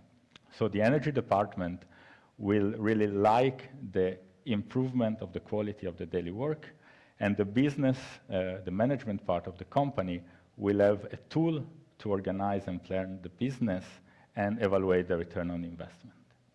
Obviously, this is not relevant only for water utilities like SMAT, but for utility companies in general, smart factories and industry 4.0, renewable energy communities, energy providers. So EcoStars is targeting a cross-sector European market, and we plan to satisfy this market with an innovative algorithm as a service business model and a competitive pricing scheme. The market for this kind of solution for Europe is estimated to be basically 1.5 billion euros in 2025, increasing then until 2030. And we plan to satisfy an increasing fraction of it. We have already defined the pipeline for customer for next year, which obviously include our data provider SMAT. And we end up defining a clear pricing scheme. We have two kinds of packages. We have a starting packages with a free demo and a trial, a very cheap trial. And then we have an algorithm as a service license packages with 3 tiers depending on the size of the company and their electricity cost. This is appealing for the company, for the customers, and this is also ensuring the scalability of our solution. So if you look at the results of our business planning, in 2030 we plan to have more than 50 million euros revenue with more than 600 customers. What is more relevant is that the profit margin is increasing thanks to the scalability. On a shorter time scale, how do we plan to address the market? So we plan to acquire the first 10 European pilot customers through innovation challenges. We've been invited to pitch next Monday for the Bind 4.0 accelerator program. Obviously, we also want to address the existing customers that we have in the DACH region and to continue marketing the solution. We have our usual channels. Speaking about funding and investment, we plan to meet the investors by participating to events. We already have the ticket for Slush, and we already secured 340,000 euros of innovation funding for this solution. Now we are seeking for an equity funding round of 1.5 to 3 million euros to really scale up the operations. Just a comment, the flags that you see in the map is the countries where we already have contact. We are also interested in the rest of Europe, so we are not making a selection in the market. This is just the starting point. We want to address also the other countries. And last but not least, going back to Reach, it was very nice to meet a fellow startup and to discuss synergies with them, Amigo, Grama. With Amigo, we have basically the same background, but we have kind of different expertise, so we can help each other with the data science part. With Grama, we have a more orthogonal expertise. We have the data science expert. They are the web application expert. So we explore the synergies, and it was already mentioned, the plan is also to merge the forces together, develop new product, target a larger market segment.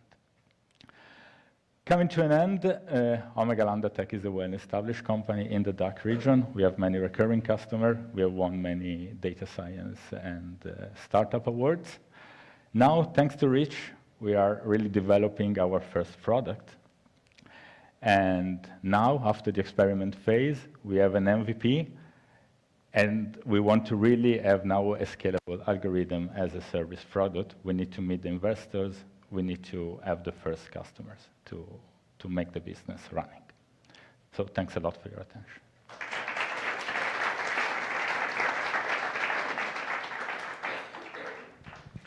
Thank you so much.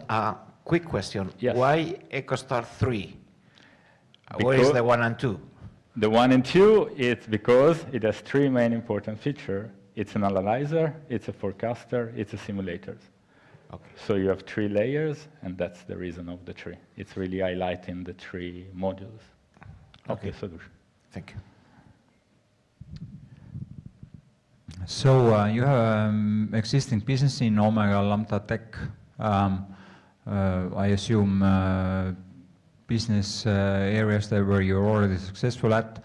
So what's the plans for like spinning the EcoStar out as a separate company, a new business, something like that? The plan is not really to spin it out. We are somehow refocusing the target. We were very successful in B2B. We are profitable since last year in terms of B2B, but we were really wanting to change a bit the focus, or at least invest some energy in the company to really develop a product. We want to have a scalable product to enter the market, to have a recurring product that we can sell to the customer. Okay, so you said that you would be raising the equity round of more than €1 million. Yeah. So basically, in order to fund EcoStar 3, you would be giving out ownership in your main business. Yeah, some part of the business ship will be done because we're seeking for an equity funding round for this reason, and the goal is really to launch the product. I'll also ask, this is a question / maybe recommendation for your presentation. So it says that your serviceable obtainable market is 1.5 million. Yeah. But then in revenue projections, it's, I think it was like 30 million or a similar number. So that's a large multiply of your... I guess it's consistent. No, the sum is 1.25 billion euros. So, yeah. And the sum is 1.8 in 2025 and 53 in 2030. Yeah, but that's like the whole serviceable obtainable market. So you project that you are going to capture like everything? Because like maybe there are... No, I mean, the sum is what is the big market, and the sum is what we are targeting to address. So we're basically speaking about 2% of the market by 2030. Yeah. Yeah, but I mean, like, there are probably also competitors which are also trying to get the service. Yeah, but yeah.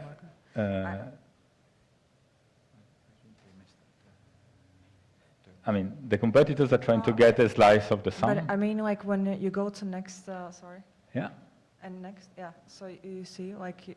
It's consistent. It's 53, and it's. Oh. Yeah, I was just surprised that like you want to capture 100% of your serviceable obtainable market. That's okay, no, maybe it doesn't matter of definition. We are trying to target basically 2% of the sum. No, that's the realistic target by 2030. Obviously, there is a lot of competition in the field, but thanks to the scenario simulator, I guess we can. Okay. Yeah. Okay. Yeah. Thanks a lot. Yeah. No, we are not targeting 100% of the market for sure. So the smallest circle is basically your revenue, it's not serviceable market. Okay, yeah. Thank you. Thanks.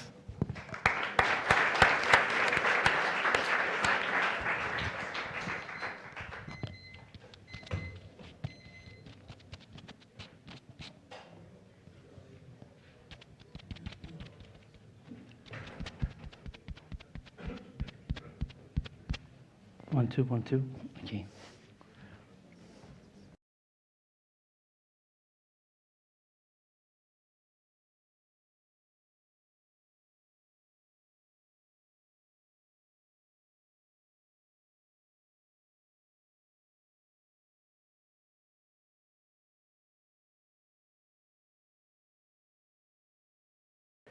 Hello, my name is Dimitrios Kourtesis. I'm co-founder of CO2 Path, which is a spin-out of Ideas Forward, a technology venture studio based in Thessaloniki, Greece. And it's a data platform for dependable calculation and reporting of emissions from logistics transport chains.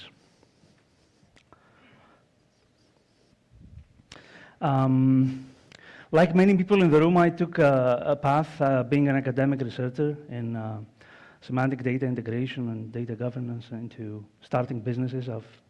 This is my fifth business I'm starting. I've been an angel investor 4 times. I've had 1 profitable exit.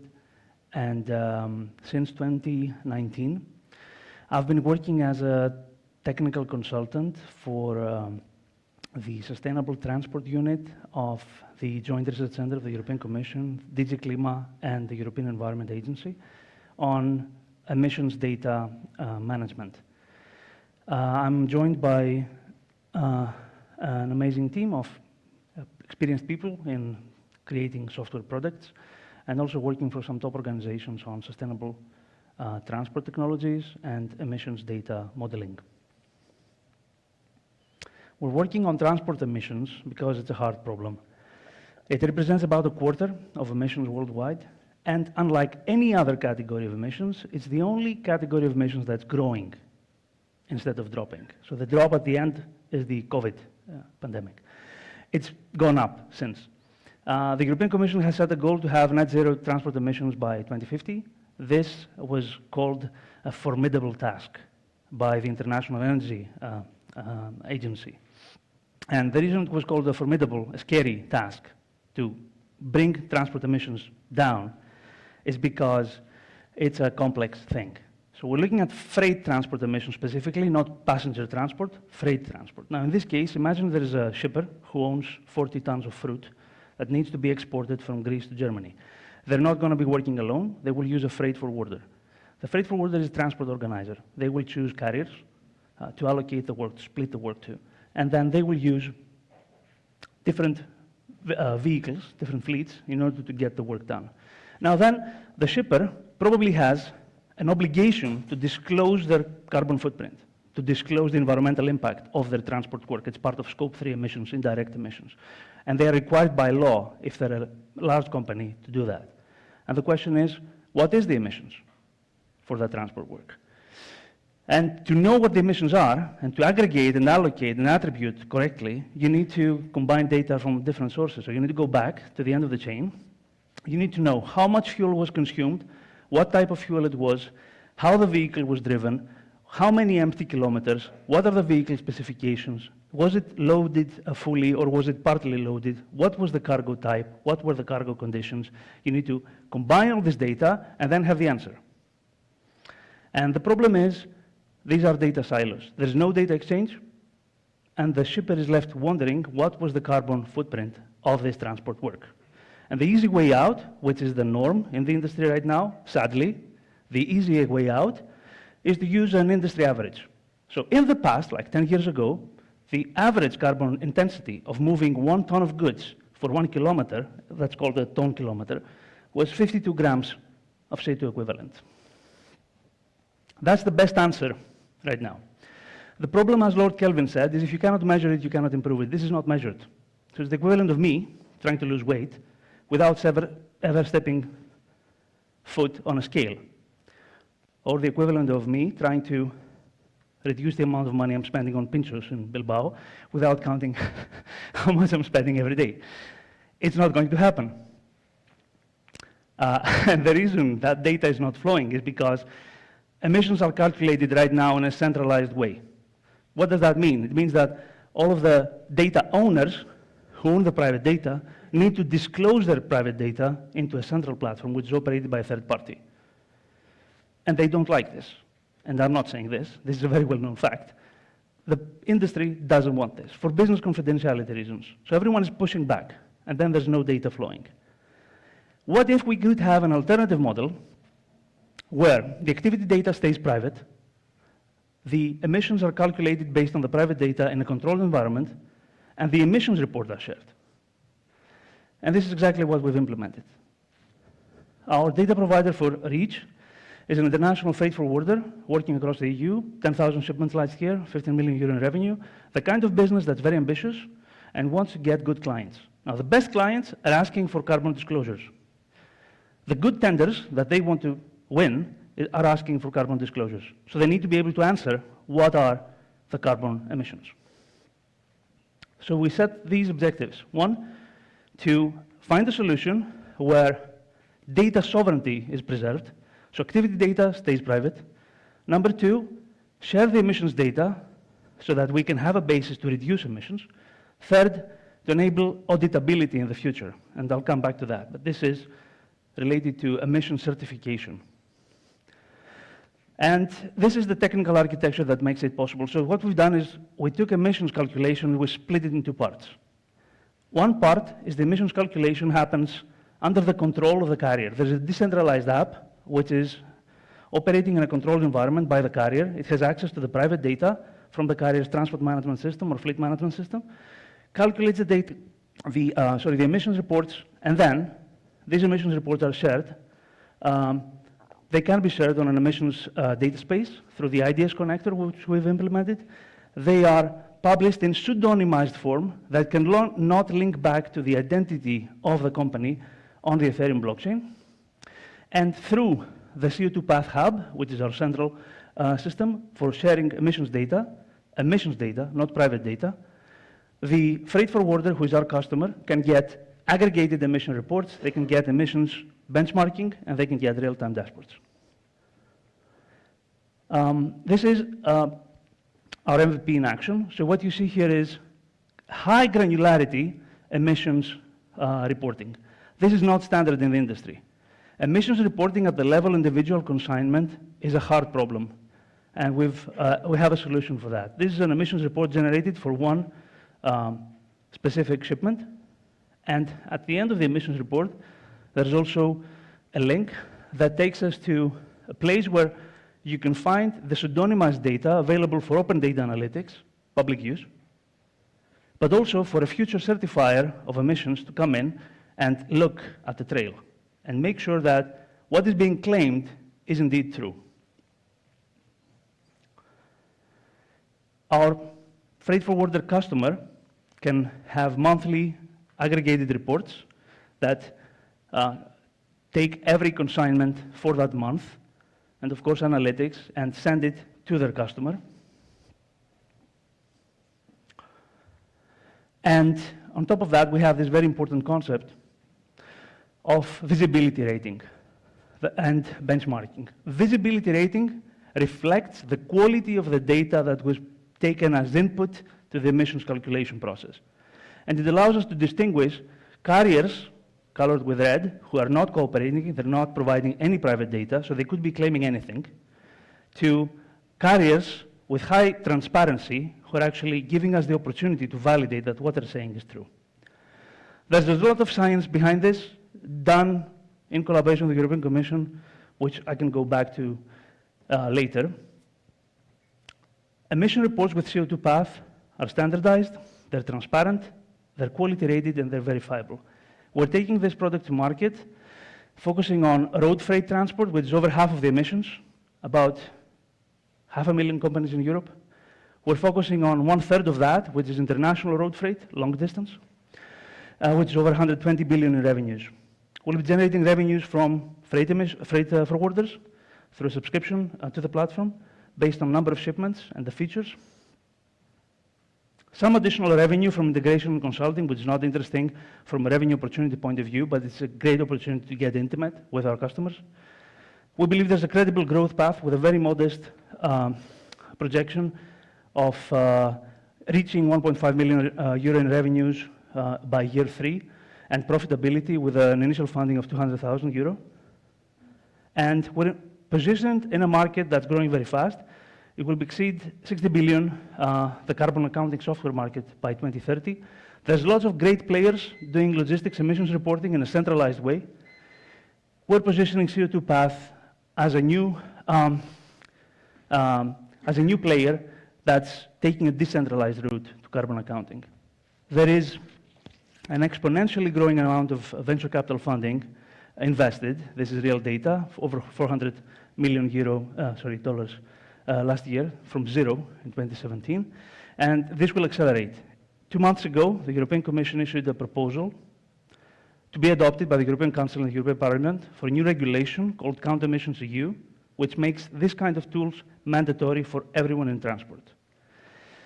Our mission is to help logistics professionals play their very important part in mitigating the climate emergency, and this will happen through high-quality data for freight emissions reporting. We are grateful to REACH for the support we've received. It was a major push. We've rebuilt everything from scratch in a few months, and this weekend we'll be presenting this at the booth of our data provider at Supply Chain and Logistics Expo in Athens, which is the largest event of the sector taking place in Greece. Thank you.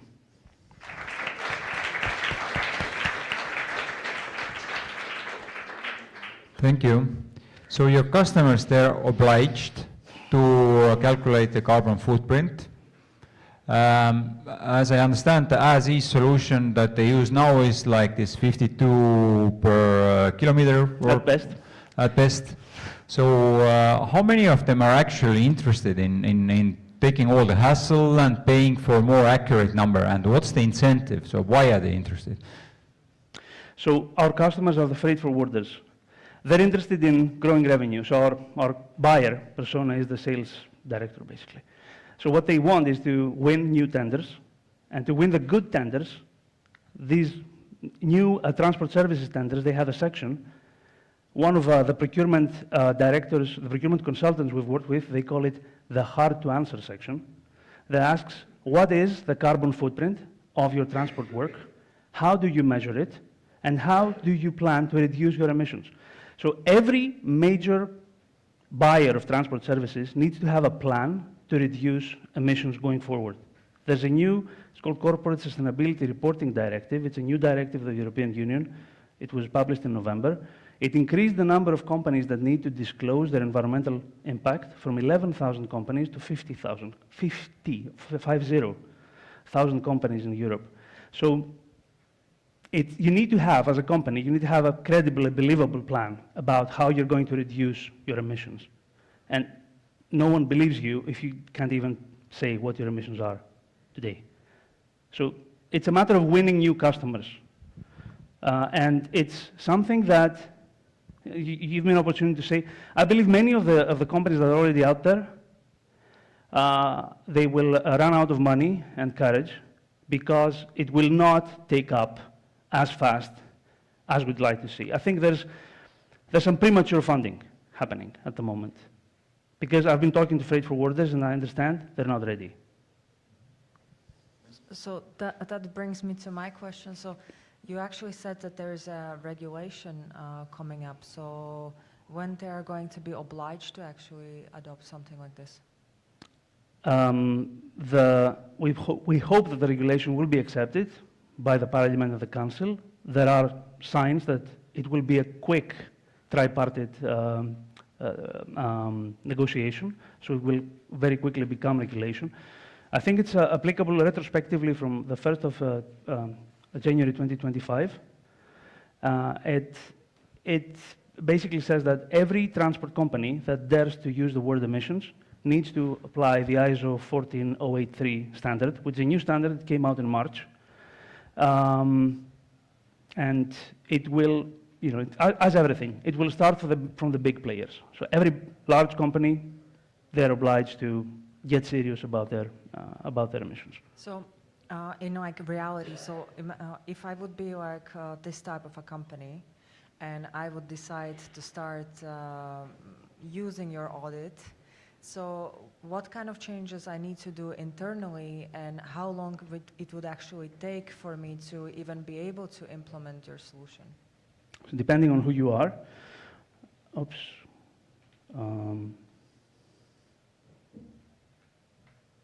for carriers, it means integrating with our back office API. That means every time a consignment is completed, just send a small data package to a piece of software that's running on their premises or on their cloud.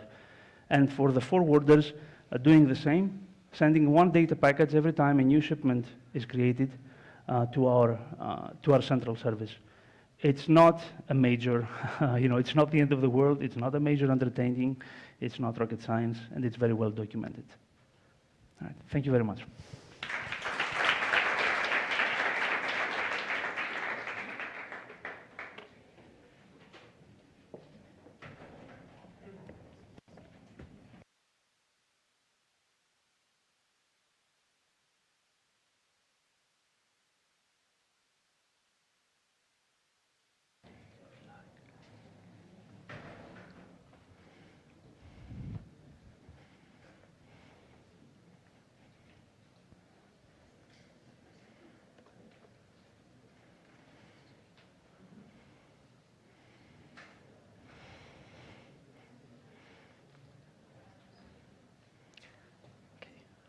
All good?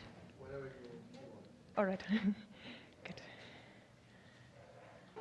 Hi, my name is Irene. I'm the co-founder and CEO of Urban Monkeys. And with Urban Monkeys, we democratize data analytics for the tourism industry. What's the issue today? Most companies in Europe barely make use out of the data they have. Even the European Parliament estimates that up to 80% of existing data is never used by their own company. And a majority of companies, like 60%, report that one major reason for that is a lack of skill. So they just don't really have the skills in their teams to use data efficiently. However, it makes a lot of sense to use their data efficiently.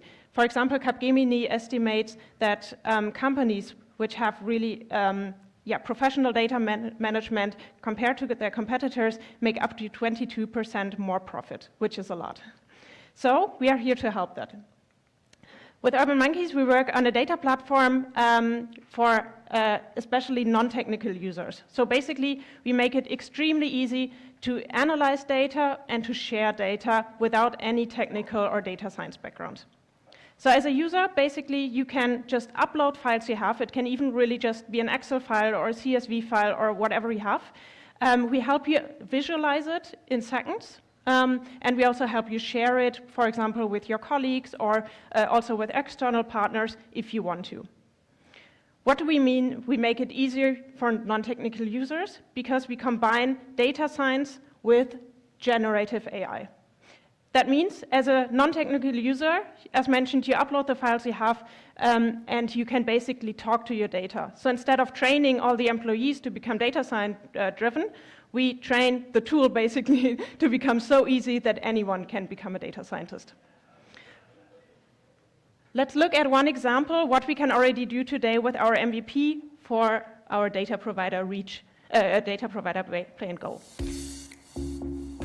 So Play and Go has apps for tourism, in this case for Valencia, and we can already, in seconds, for them visualize how tourists using that app move in Valencia in different years. So in this case, we are comparing data from 2018 with data from 2023 and help them analyze that very easily. Users can, in this case, also interact with the app and, for example, rate sites or rate different things they visit in Valencia, and we help them easily understand how that touristic behavior changed during these 2 years.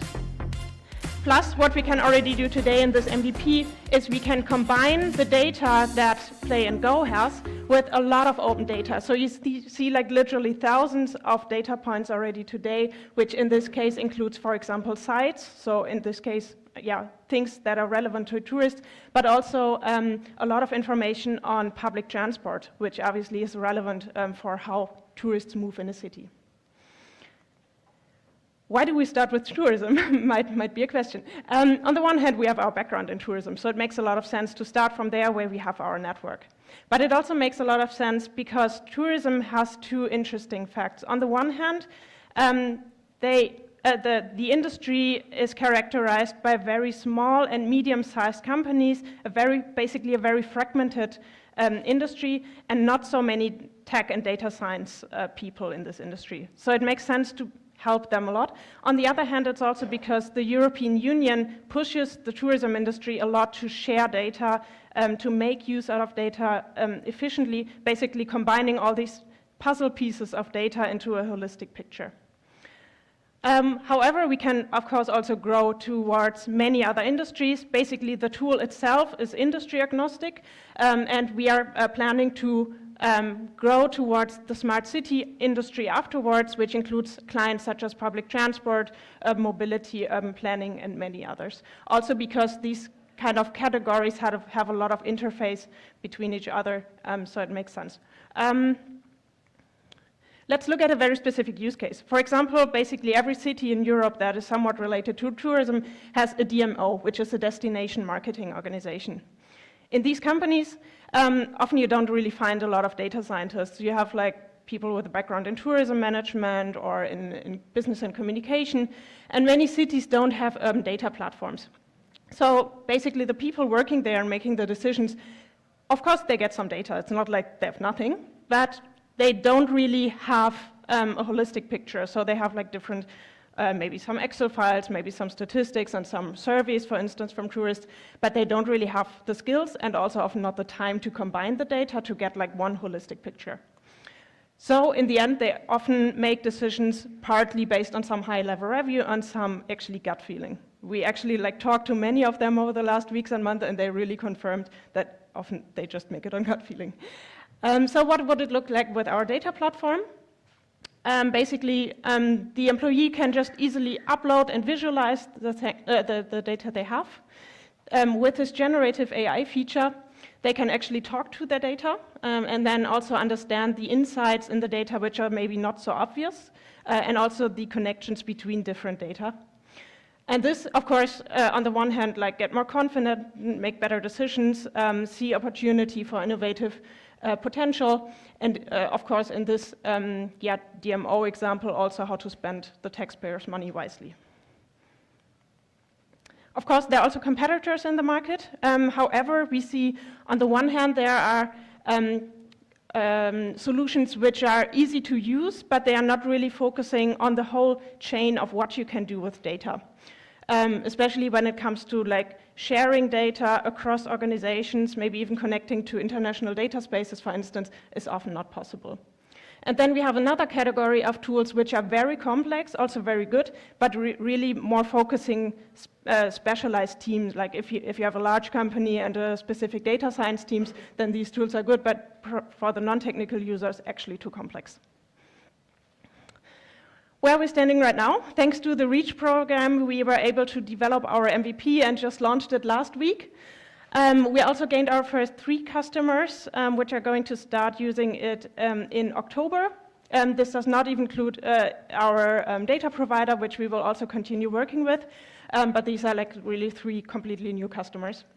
Of course, we are here because we want to make it into the evolve phase, as everyone, and we would like to use that phase to set up a first iteration of this generative AI feature, and then, of course, continuously develop our software and start our sales processes after the pilot phase. Talking of sales processes, how do we get people actually on board? So we have two aspects of sales and marketing. On the one hand, we work a lot with educational content, such as webinars, videos, written content, to explain to non-technical users how data science works, why it benefits them, what they can reach with them, etc. So kind of like educating them why it helps them. And more traditional, I would say, with like email marketing to like create leads and paying customers, which also includes LinkedIn messages. In parallel, we're also going to a lot of events, for example, tourism events, to continuously grow our network and create awareness. And we also continuously join startup pitches whenever we can to also underline our innovative approach. For example, we've just been invited to pitch at the Tourism Innovation Summit in Sevilla, at the Tomorrow Mobility Fair in Barcelona, and we have been invited to join the Berlin delegation for Web Summit this November, which we are quite proud of. How do we make money? Very simple approach, I would say.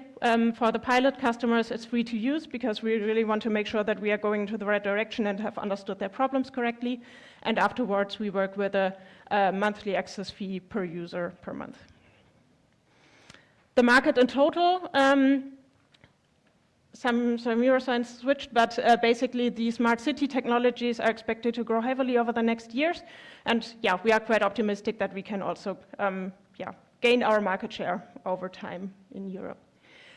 We are preparing a pre-seed round, which we want to close by March, April next year.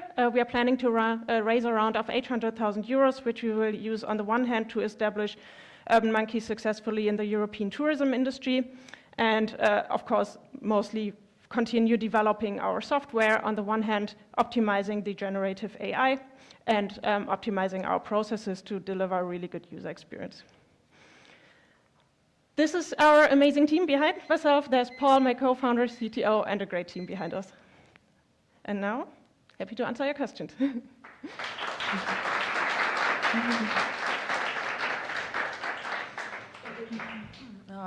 Thank you for the presentation. Maybe if you could actually give an example. So if I'm a tourist company, so what kind of like data would you visualize for me? And I can just if you could give me an example of like data visualization which you would show, and an actual business decision I will make based on it, and how impactful it actually would be for my business. Yeah, so one example, for instance, would be a lot of cities have often their own smartphone apps. So for example, let's say, I mean, we are based in Berlin, so let's say Visit Berlin, they have one or actually two smartphone apps that tourists can use. So we could help them easily visualize by using the anonymized data from the app, where people are using the app, what are they doing, when are they like closing the app, opening it again, etc. When are they using it, like are there like specific time frames or days, and are there like regions in the city where the app is basically not used, and thus we can or they can make a decision how to optimize, on the one hand, the app to create a better user experience for their tourists, or also how to maybe bring more people into specific regions. So maybe like distributing basically the tourism more efficiently across the city for instance. That would be one example. So you have lined up 3 pilot customers. Who are they, and what's their expectation on the business value that you would deliver? Sorry, can you repeat? So who are your pilot customers, and what do they expect from you? Okay, all right, now I got it. Yeah, so we have, as mentioned, 3 pilot customers. One is actually a DMO from Austria. I mean, the DMO is not super small. They actually have their own research team, which is already, I would say, rather unique for a DMO. But they confirmed to us that they spend hours and hours combining different sources, and it just takes too much time. So their expectation in this very first phase is basically saving time by combining data efficiently. And the other 2 ones are tourism consulting companies who basically want to, on the one hand, explore how they can also combine and analyze data more efficiently, and also provide in the end a really good consulting service for their clients. Okay, thank you so much. A couple of questions though. First question, even though you try to emphasize that it's going to be an easy process for the travel agency, how are you going to deal with the feeling of get frustrated when they try to upload the data and they can't do it, or they ask something to the AI system and they don't get an answer? So how are you going to avoid that frustration symptom? I'm not sure if I get where the frustration comes from.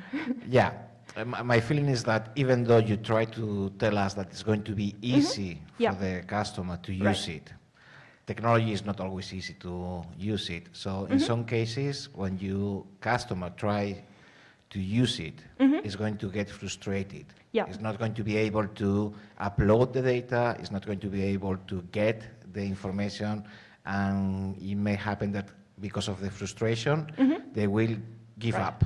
I would say basically 2 components. On the one hand, of course, like continuously improving the user experience, and of course reducing the errors, so like making sure that the software gets better and better.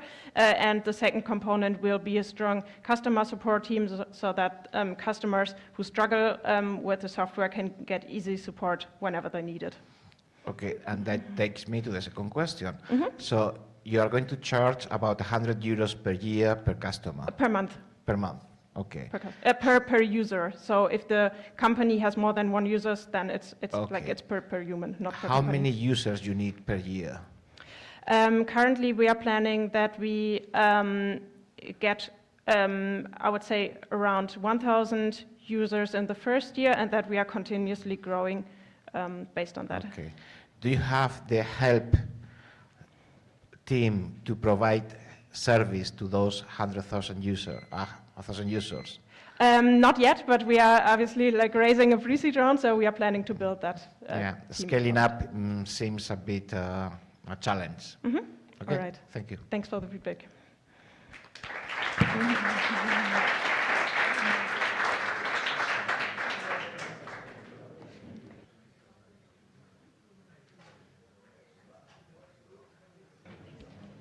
Hello.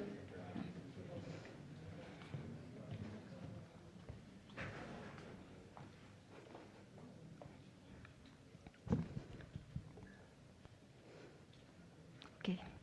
Can you hear me well? Perfect.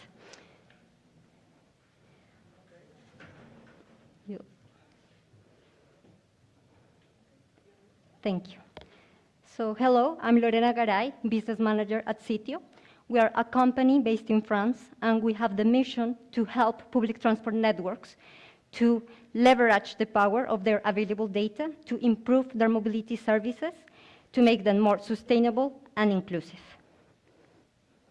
So what motivated us to start developing our solution some years ago? So we identified 2 statements. The first one related to data and how it is being used by transport managers, and the second one related to the general context of transportation and mobility. So the first one, we identified that even though there are billions of data points that are generated every day by transport networks, there is less than 20% of this data that is actually used for decision making. This data is not being used because it is in silos, it is treated manually, it is not available or accessible to non-technical profiles, and it is also very complex. And second, we identified that since the COVID crisis started, transport networks have seen a decline in their number of users. And this is because citizens were avoiding crowded spaces, citizens are preferring to use their private cars, and also because mobility trends have changed. So basically now, mobility trends or mobility habits are not predictable. They are changing constantly as a consequence, for example, of the increase of home office or hybrid models of types of work. So we asked ourselves, how can we tackle these two issues? How can we make data more accessible and reliable, but also more usable so that transport networks can use this data to monitor ridership on a daily basis, but also to predict the occupancy levels per vehicle, and in that way adapt their offer, their transport offer, to the reality of the use and to avoid non-desirable situations. And we developed our software. So we use artificial intelligence and big data technologies that automatically collect big amounts of data from different intelligent transport systems. Then we aggregate this data in a single and reliable database. We automatically identify erroneous, incoherent, or missing data. And once we've got a reliable database, our platform automatically calculates KPIs that allow the monitoring of ridership and operational performance. The KPIs are presented, displayed in very intuitive and user-friendly dashboards with the objective of making data more available for non-technical profiles. So these non-technical profiles are, for example, the marketing teams in the public transport operator or the mobility and transportation services in the public authorities. The objective is to facilitate the communication and collaboration between these two stakeholders. And we have 4 concrete solutions. Each one of them addresses the main challenges that transport networks face today. And I would like just to add that regarding the occupancy prediction, we've made it available to transport networks to communicate the prediction to the citizens through their mobile app, from the mobile app of the transport network, in order to rebuild trust in public transportation. So this is our market size. We are currently focusing on the European market, on mid and large-sized urban and intercity networks that are equipped with intelligent transportation systems. For the short term, we are targeting countries that have similar transport management and transportation data to the one in France. So just to name Spain, UK, Portugal, Belgium are the countries that we are targeting for the short term. We have, as you can see, comprehensively mapped our competition. We have identified 3 types of competitors. So the first one are software companies that are focusing on the transportation sector. We've identified just a few of them. There are not a lot of them in the main markets that we're targeting. The second type of competitor are the IT consultancy companies, which may have a strong data experience, but they do not have industrialized models for the transportation sector. And the third type of competitor are big tech companies that provide BI solutions, which prove that there is a market for our offer. I'm not going through the details of what makes us different and better, but I'd like to highlight 4 elements. So key elements is our transport expertise, the way in which we have conceived our data visualization tools to make them very user-friendly and intuitive, the reliability of our algorithms, and this is very important. We are constantly testing the reliability, and our algorithms have even been validated by the scientific community. And fourth, the several and diversity KPIs that we provide. So we don't only provide occupancy and ridership KPIs, but also operational KPIs. So our customers and users, as I have already mentioned, are public transport authorities and public transport operators that are managing bus, tramway, subway, and/or train networks. Our business model is a SaaS model. So we have a setup phase and then a run or annual subscription. The setup price depends on the complexity of the data. So we do a pre-audit exercise to calculate the price and the complexity of this data. And then we have the run, which is priced depending on the size of the fleet.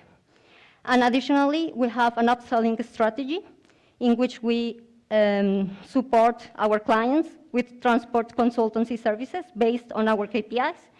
And also we offer additional discounts if they want to subscribe to other of our solutions. So here in this table, you can see our growth in terms of number of clients, market share, and revenue.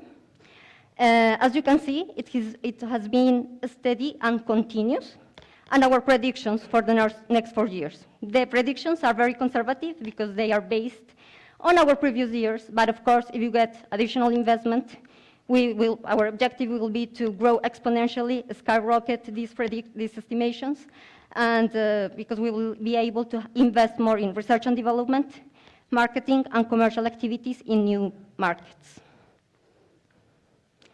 And to achieve our growth goals, this is the pillars of our commercial strategy, so it's internationalization, upselling current customers, and developing new partnerships with key stakeholders in the new markets that we are targeting. So far, the REACH program has been a fantastic opportunity for us, aligned to our commercial strategy, because it has given us international exposure. It has given us the possibility to test our solutions in a new market, to improve the algorithms and the product based on the feedback that we've received from our data provider, Bilbao City Council. And to go further, we have now we're in negotiations with 2 transport networks in Spain, 2 new ones, which is a great result from this program, and even with Bilbao.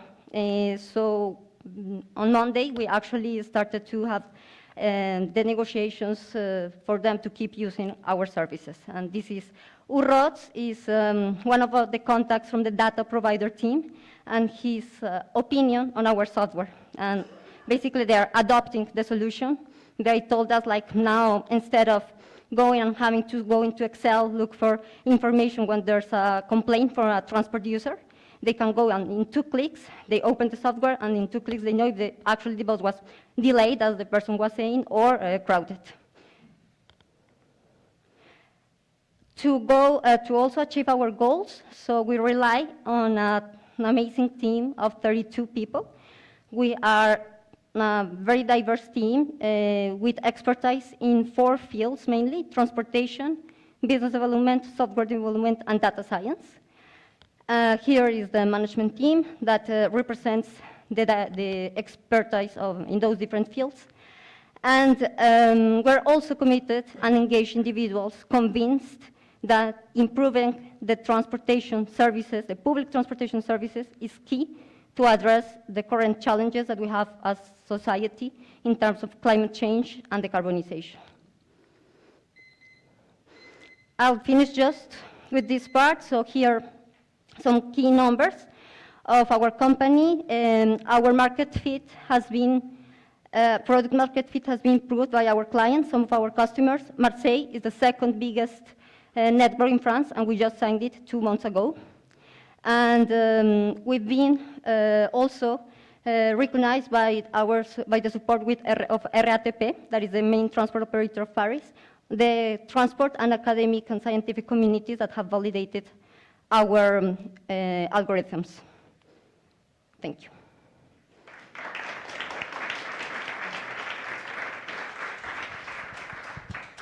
Thank you so much for the presentation. Quick question regarding your existing clients base. Yeah. You mentioned that you have clients already in France and in Morocco. Yes, Casablanca in Morocco, yeah. Okay, how come that you have a client in Morocco? Okay, so this is thanks to the support of RATP, and this is very important. So at the beginning, they have introduced us to some of their customers, and this was very useful because when we started to develop our solutions in 2019, Actually, we could test them in Morocco, in Casablanca, that has a particular context to very convenient for our model to reconstitute origin destinations of an occupancy. Okay, thank you. You're welcome. Thank you. So you have 32 employees, so you have other business segments besides the idea that you just presented, right? No, we are just focusing for the moment in public transport. So our customers are private operators and transport and public transport authorities.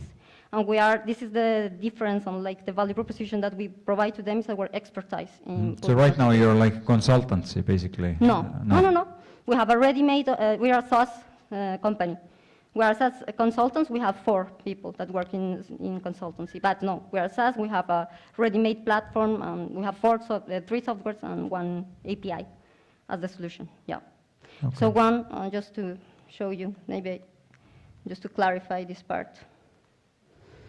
So we have the analytics tool to monitor ridership and operational performance. We have a mobility planner that for the moment is just for public transportation, so buses, subway, and it's for planning the transportation offer, but actually we're thinking and we're starting to see how we can make this platform multimodal, so for bicycles and parking in the first phase. We have the third solution that is for fare evasion monitoring and prediction, and the prediction of the occupancy. If you could go back to competitive analysis, Yeah. right? So you say that like your pricing is low. Does it mean that your pricing is lower than the No, no. competitors, or it's like it's not? You're just not pricing. No, accessible pricing. So actually, we are one of the most expensive solutions. Yeah. But if you're good enough, that's all right. That's the objective. Yep. Yes. We know our value. So we know that we are not one of the cheapest compared to our competitors. Are you aiming to eventually become more cheap and maybe expand to like, let's say, different markets, or do you want to keep this kind of pricing because you think like it actually has like a scalability potential on your markets?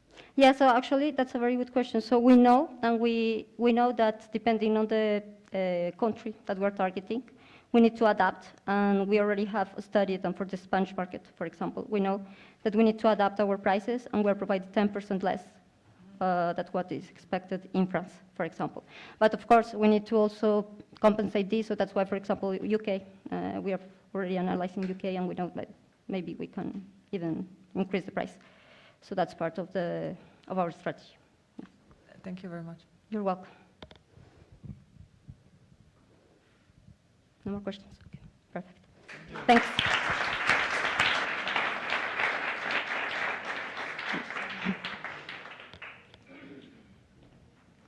Okay, so we kindly ask you to remain in the room for another 10 minutes or so. We need to take a picture, all of us together, and then you can go for lunch. So you may stretch your legs and walk around, but don't leave this area, because as soon as the 2 colleagues that are up there recording a video come down, we will take the picture. The 2 companies.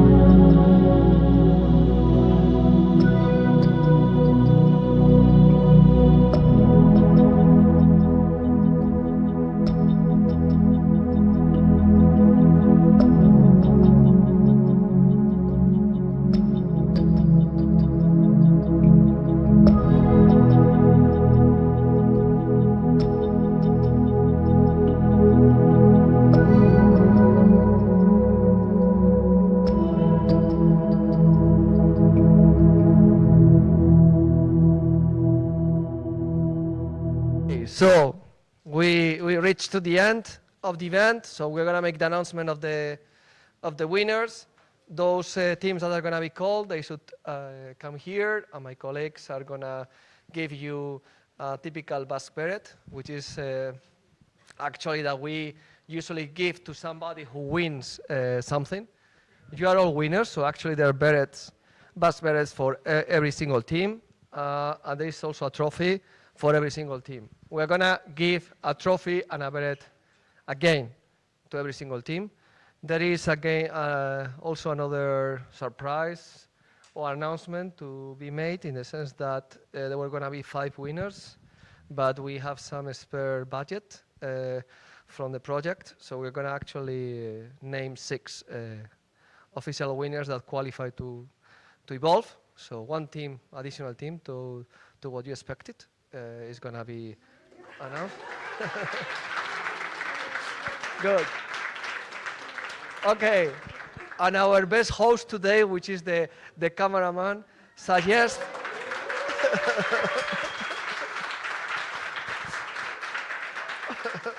yeah, and the other one, yes. Suggest that when you come here and you're gonna receive both the beret and the trophy, you actually pose, so that they can take a proper picture.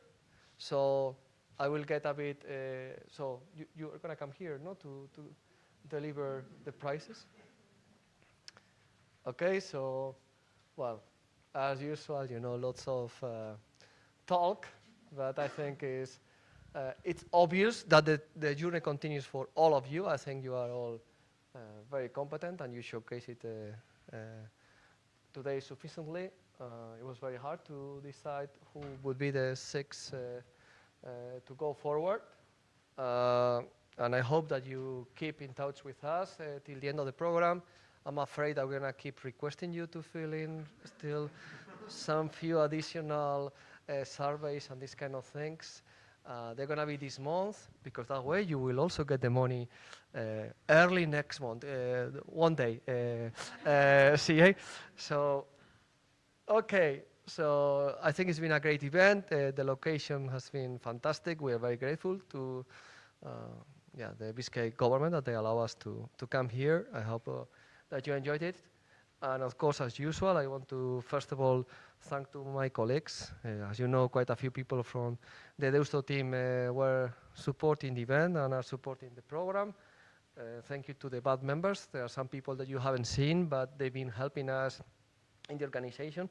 Thank you to the business and technical evaluators that, as usual, have been very helpful. Of course, thank you to the teams, to the data providers that provided the basically the food for your algorithms, and to the core consortium. We are a real team. It's going to be a pity that we're going to finish this incubator in February. Okay, so without further delay, I'm going to be announcing the winners in a random manner. So don't think that the one that appears is the one that qualified first in the grading. By the way, you are all going to get an ESR with some comments, and maybe even some small recommendations. So the first winner to announce is Omega Lambda Tech.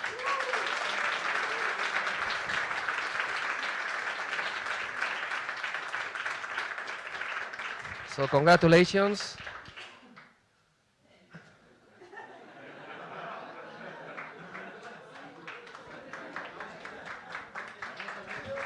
Okay, go ahead.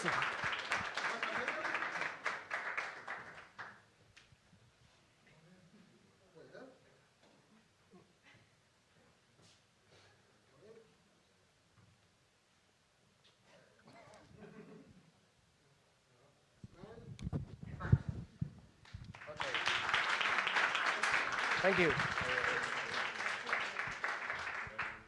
We will take a picture at the end, all of us together. So let's proceed with the next team. So if my kind helpers grab their tokens, I can pass to the next slide. Okay, so the next winner to announce is Urban Monkeys.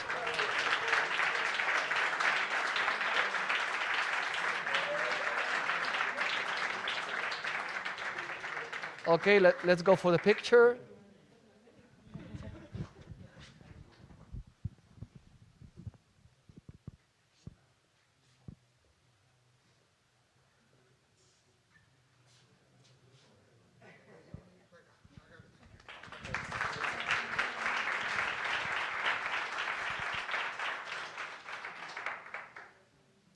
Okay, so the next winner is CarGuard.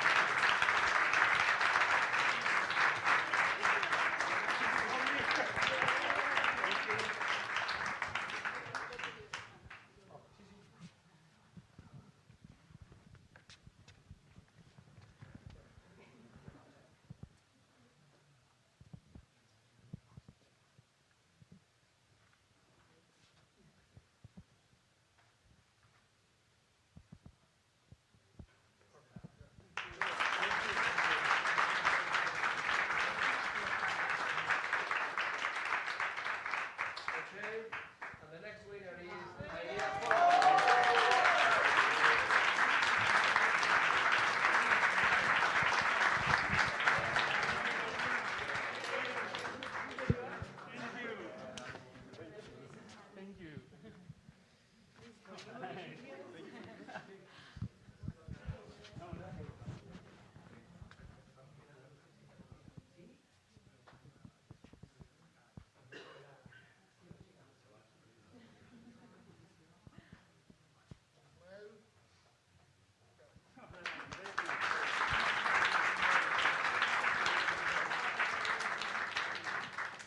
Okay, so now we're going to mention the 4 remaining teams that for us they are also winners, and I hope that they consider themselves winners, and you are going to get also the beret and the trophy.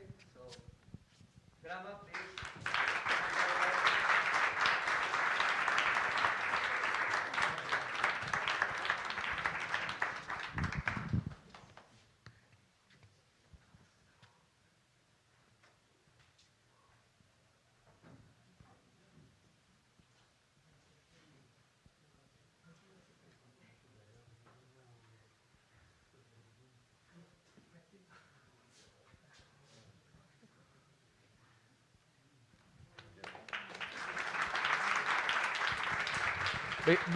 Before I continue, I realize that Dimitris is not wearing the bus beret properly, you know. You have to put it like straight. It's not in the a la French style, you know. It has to be like, you only have to see the top part, yeah. Like that. That's the way to pose. Good, much.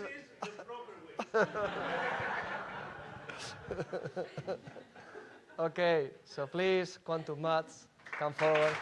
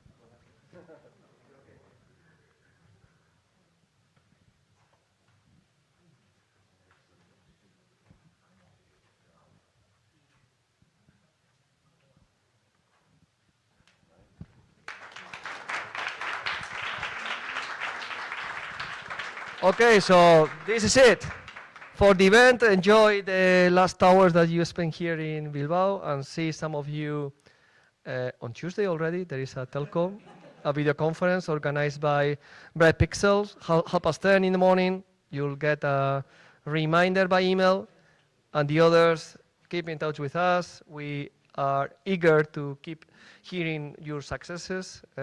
It's very important for the program to demonstrate that these 3.5 million euros that the Commission gave us to deliver in a sensible and sound manner are producing, are getting some effect. So please keep contacting us and informing us about your progress. So thanks a lot, and let's keep going. Go, Rich, go. Good.